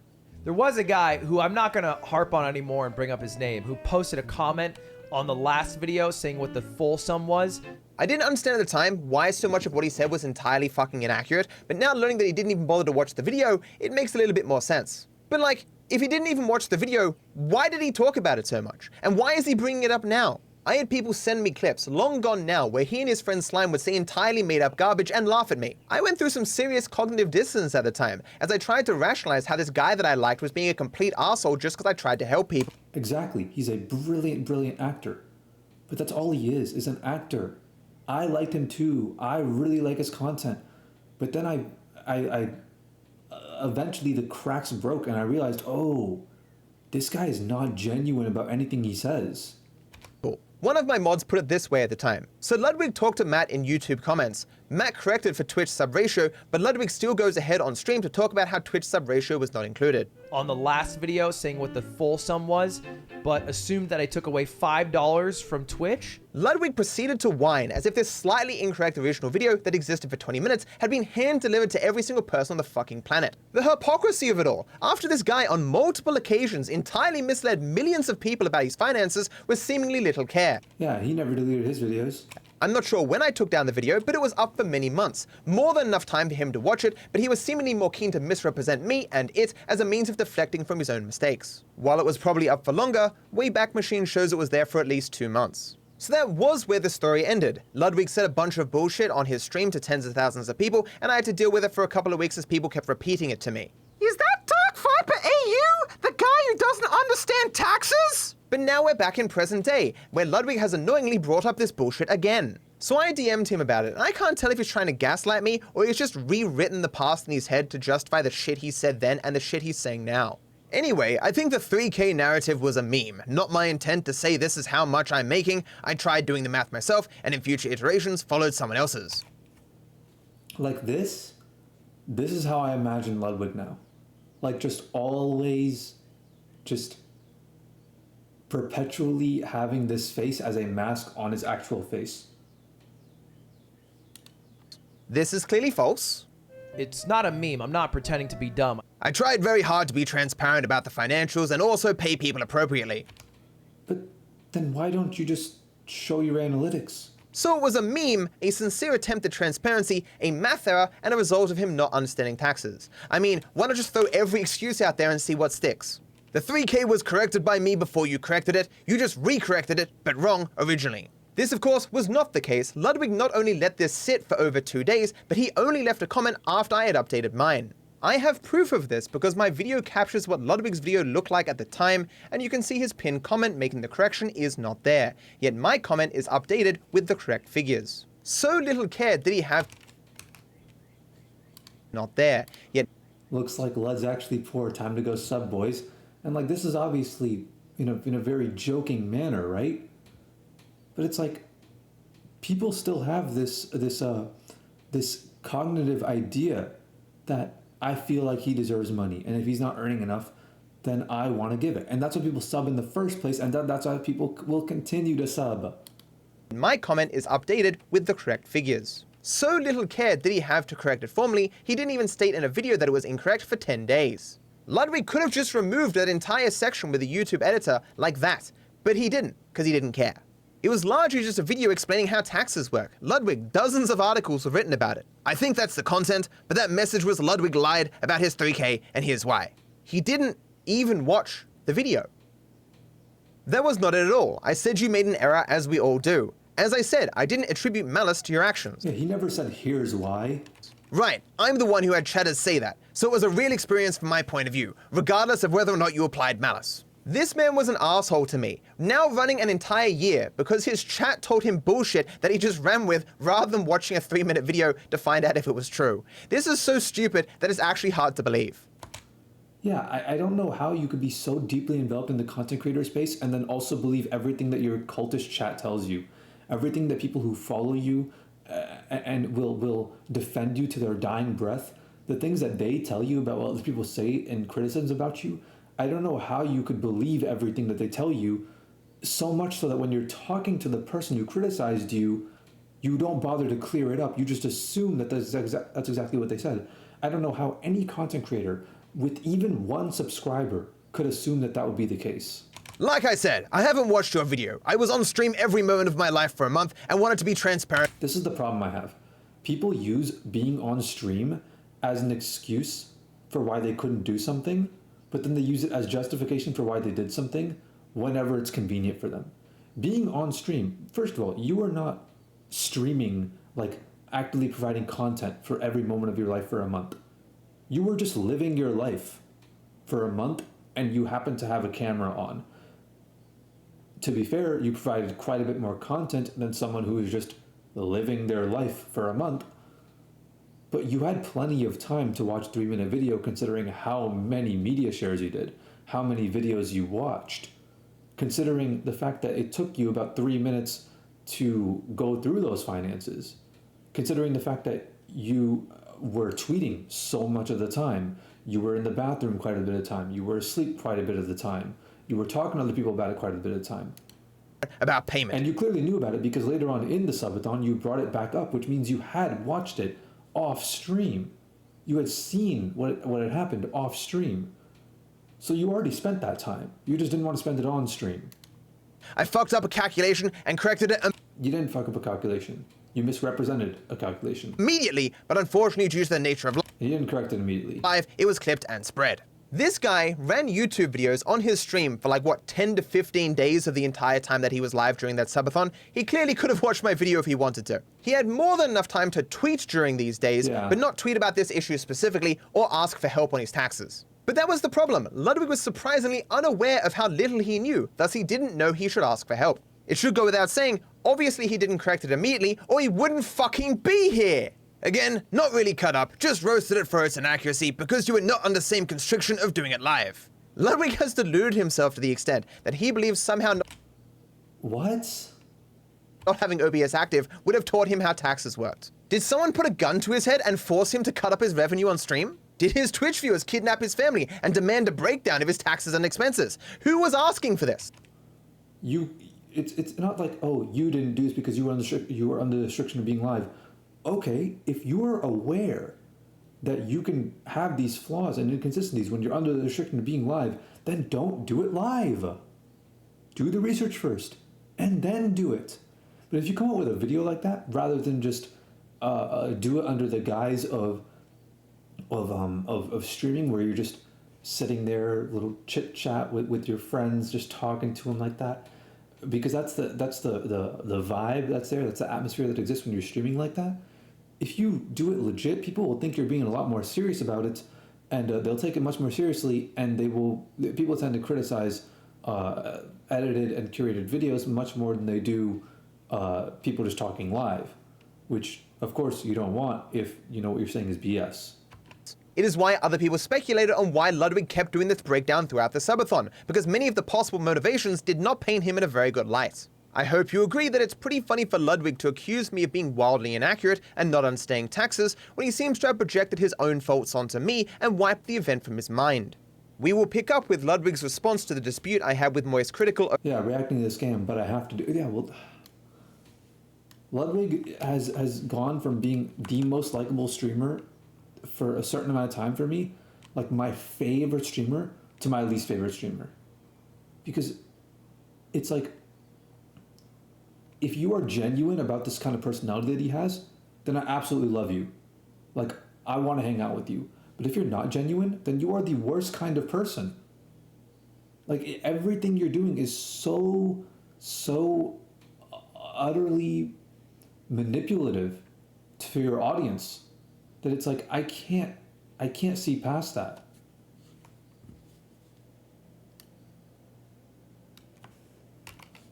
Yeah, I'm not gonna watch. Welcome back, boys. Some Mogul Mail. How's everybody else? The gist of it, from my understanding, is Dark Viper. But it's not really meaningful to say that content to be uniquely qualified to keep people on or coming back to a platform. But let's get to actually reacting. What do you do about it? Okay, reacting's lazy. Sure. Sometimes reactors fuck over creators. Absolutely. What do you think about this? Every Ludwig Twitch stream ever has 88,000 views. Me reacting to it on my clip channel has 1.2 million views. Is that fucked up? Reactors are oftentimes able to make themselves the mecca of content for people because not only are they able to create original content, but they can react to anything. So yeah, by making yourself the mecca of content, you're restricting the ability for other people who make the original content to be the mecca of their own content. Viewers have a one-stop shop. Yeah, and I think these are good points. A one-stop shop. It's called YouTube. That's the one-stop shop. But the onus is on the platform. Is the problem that Twitch streamers aren't doing enough to credit creators? Or is the problem that the platform takes zero responsibility for stolen work? In my mind, it's the platform. Creator. No, it's both. It's distributed. And you know what? The problem, the blame is not only among those two, it's also dispersed among the viewers and even, I would say to a certain degree, the original creators for not saying anything. People there's so many times where people they don't want the trouble, so they'll believe something. They'll truly believe something. They'll know it's right, and they'll still say nothing. They still won't stand up for themselves because they don't want the trouble. Oh, I don't want the backlash. And no, that's how industries become pathological. That's how things happen that you really, really, really don't want to happen, because one tiny little thing will happen that you don't want at a time, one step at a time, and you won't complain about any of it because you don't want the trouble of dealing with it. And eventually it'll turn into something, it'll turn into absolute hell on earth in that industry.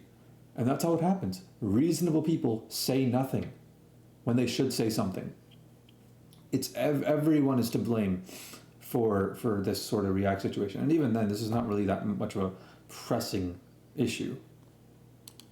Fuck. I like music all the time, but clearly he's using that song because it's probably not going to be copyright claimed. It's why I use video game music. It's just as illegal as using one when I released God or Laplace's Demon. Let's see this. Honestly, I think a lot of Dark Viper's goal, because he said in his response video that he doesn't gain from this, that he's making enemies. I don't think that's accurate. There are specifically 4 people who are named directly: Hasan, Pokey, moistcritical, and XQC. And I don't think that was an accident. I don't think these 4 examples, the 4 largest Twitch streamers, or 4... Well, there's another dude named right here.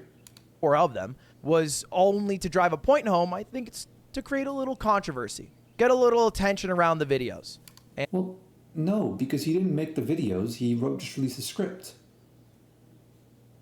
If moistcritical never reacted to the script, it never would have blown up. moistcritical is the one who made this a controversy, because it flew under the radar. I didn't even know about the script until moistcritical made the reaction. And then he was forced to make the response. Knowing DarkViperAU's content, knowing his having a general idea of his framework on how he makes and responds to content that's out there, he would not have responded. It would not have become a big thing if Charlie never made his video. And I'm pretty sure his video was a response. Trending in being one of his most viewed videos in the first day in the past month is proof of that. But again, I don't care about that. It's proof that it ended up as such, but it's not proof that that was his intention. I understand what it's like to have this thing stuck in your mind, living rent-free, preventing you from thinking outside the box with other ideas. I get that completely. I don't understand as another content creator how you can not understand that. That's not the point. It is always important to remember when assessing motivations based on outcomes that the outcomes need to be predictable from the outset. For example, take this hypothetical scenario. I'm climbing on my roof, I fall off, get injured, go to a hospital, meet a nurse, I fall wildly in love, and get married. Ludwig would look at this situation and say, Matt seems to have climbed on his roof in order to get married. Ludwig is effectively claiming that I'm a god or Laplace's demon, and so predicted these outcomes beforehand, and this spurred me into action. To be blunt, Ludwig seems to be unable to identify a genuine concern for others, perhaps because he lacks these feelings himself. I honestly dispute that I gained at all from writing my original script, certainly when compared to the opportunity cost of writing it, in part because it is always better to ingratiate yourself with the powerful rather than criticize them. But let us, for the sake of argument, grant the premise that I did gain from my run-in with Charlie, and assess how likely it was that I acted to achieve this effect specifically. The first major problem with Ludwig's claim is that I didn't make a video. I wrote a text document, tagging no one when I released it because I was in the middle of working on a very difficult project and just wanted this React stuff out of my mind to stop distracting me from it. As I didn't make a video, no one was linked to my channel, and it made responding to my words far more difficult. This would be fairly stupid if my plan was to bait responses for views and attention. As for the people listed, most were relevant examples due to each coming under fire for rebroadcasting TV shows. To speak of the people specifically, XQC can barely read, Hasan is a moron and a grifter whose only response to criticism is to call people Nazis, and Pokimane has spent her entire career dodging criticism of her React content to the extent where she may as well be Neo. Expecting responses from them would be fairly silly. Given that none of them read my script or even watched my videos responding to Charlie, this suggests I know them a little bit better than Ludwig does. The only reason my document got any notice at all was because of Charlie, who was included for reasons I've talked about previously, and he only responded because of something I wrote on Twitter and because he had followed my work for some time, which I clearly didn't know anything about. Besides, when it comes to my viewer numbers, Ludwig is just being very dishonest here. My first response to Charlie was my 6th most viewed video of the 30 that I released in the month prior. I get 10 million views a month. A video doing slightly better than average is nothing I'd care about. My response to Charlie is my 212th most successful video. Am I meant to hold a parade? Also, I'm surprised Ludwig doesn't know this, but being on trending doesn't get you that many more views. Certainly not being 47th on gaming trending. It is not tailored to people's preferences, so people don't use it as a main source of content. I mean, sure, you'll get 2% more views if you're in the top 5 of global trending, but who really cares? While it's common for... And not even that anymore. Not anymore. Now it's explore, not trending. Large content creator to dismiss criticism by claiming that the person speaking is merely motivated by clout, this is a lot harder to do with me. I am not a small content creator in a deep dark hole looking for a ray of sunshine. If I wanted to speak to other large content creators or verse them in GTA Guesser, I can just DM them and ask. I don't do it often, largely because I'm shy. Ludwig claiming I'm not making enemies while calling me a liar who is just inspired by clout is quite humorous. Exploitation is a very lucrative game, and people who do it are not really fond of those who try to stop it, hence his attitude. Simply getting permission before you react to something is probably a better work practice than just watching it and fucking around and finding out if they get annoyed, you know? I don't think I'll do it completely. I already have permission from a lot of people to react to their stuff, like Summoning Salt or Kurzgesagt, and that's really the only longer form videos that I like to react to. This was the most ridiculous, like the way Ethan fell off so much, dude. Such a shame. Such a shame. He used to be so great. He used to be one of the greats.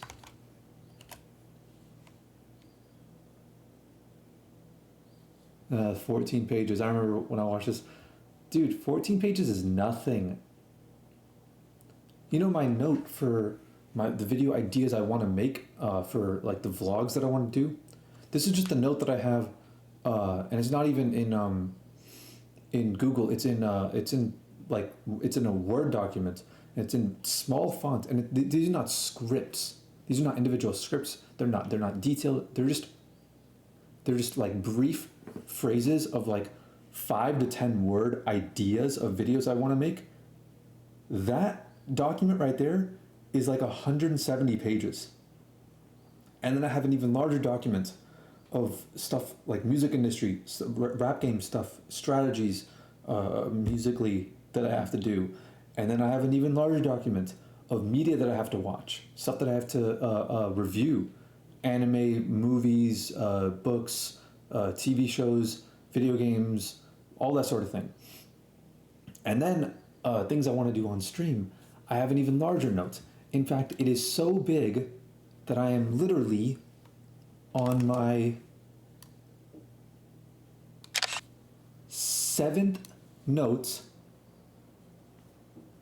because the notes get so big in Evernote, by the way, and Evernote is a powerhouse of a note application, that the notes are so big that if I go onto the Notes app for too long, they crash. So what I do is I go through the rest of my 6 notes, I take whatever I want to do, and I put it on the 7th one.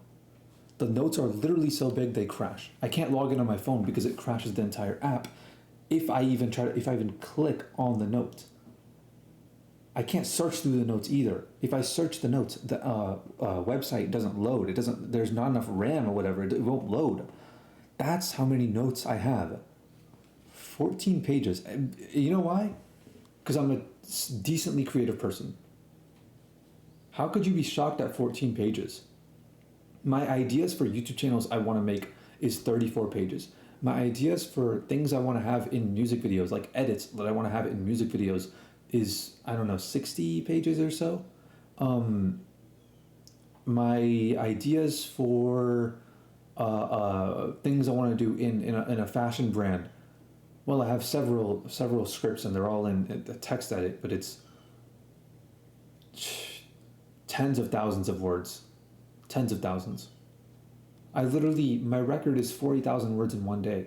I woke up, I started writing, I wrote until I went to sleep. It was about 20 hours of writing nonstop. I don't even think I went to the bathroom the whole day, like not even once. And I ate very little that day as well. That's 40,000 words in a day, and I'm not even that creative of a person anymore. 14 pages, Dude, that's nothing. And 14 pages. You know what that is when it's written in script format like this? If done efficiently, that's 14 minutes. Have these guys not made 14-minute videos? They've said 14 pages of words in those 14 minutes then. Because one page equates to 1 minute when writing a script. Look, it's literally industry standard. How long does it take to film 1 page of a script? It's shoot 1 page of a script. That's what shows up.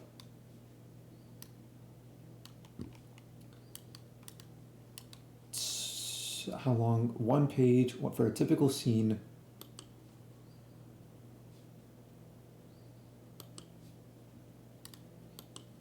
Look. Continue without disabling. Calculating minutes. Here are some helpful tips.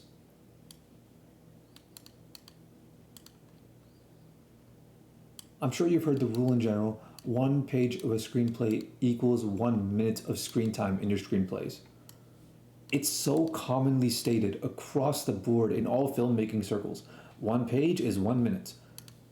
This, the way that it's written, the way that a YouTuber would do it, is nowhere near as efficient as a screenplay would do it, because they have a lot of different notes in here about things that you look like, your inflection, the direction in which you're looking, your facial expressions, your gestures, your intention when speaking, your volume, your amplitude, all that stuff. So it's nowhere near as efficient. But let's say 5 minutes. Dog, how many hours do these people claim they stream? Do they not go, oh, I stream for hours and hours and hours? Are they not proud of the fact of how long they stream? Yesterday, a YouTuber and streamer named DarkViperAU posted a 14-page document. 14 pages meticulously written. 14 pages long. 14 pages? 14 pages. It's not that serious. 14 pages is not, yeah, I can't watch this video. I don't like watching Hasan. I don't like it. It makes me cringe. Like, it makes me upset knowing that other humans out there can exist like this and have such a terrible moral compass and still get such a large audience.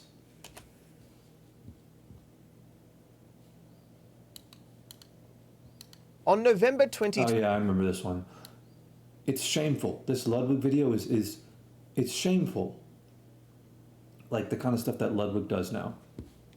It's very clear that this dude, he does not care about the content that he makes. If he stopped making money from his content, he wouldn't make the content. Plain and simple.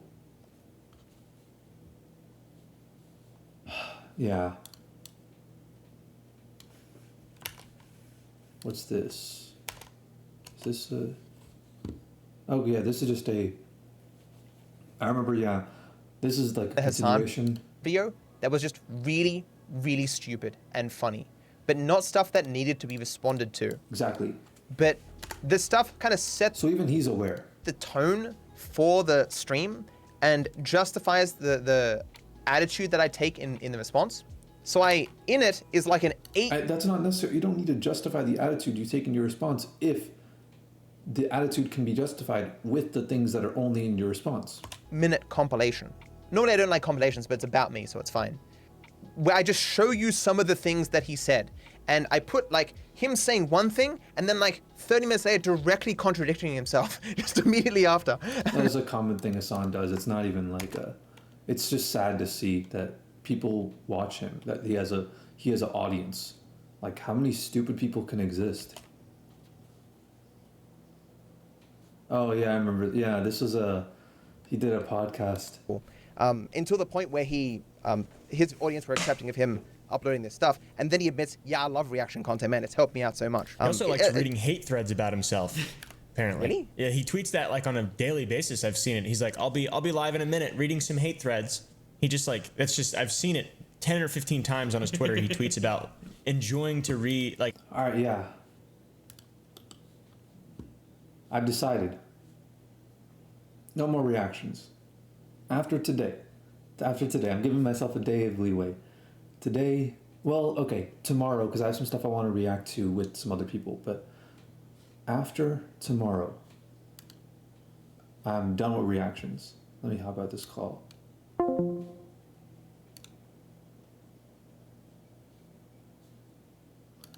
But after tomorrow, I will not be doing any more reactions unless I pay for it. Tomorrow's the last day, so I better make it count. Let's see. I think I'm done with this. I'll react to some stuff tomorrow, and then I will be done forever with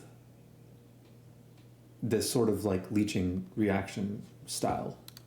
Hey, at least, listen, I'm not the most morally upstanding person. I'm well aware of that. I'll point that out where I can.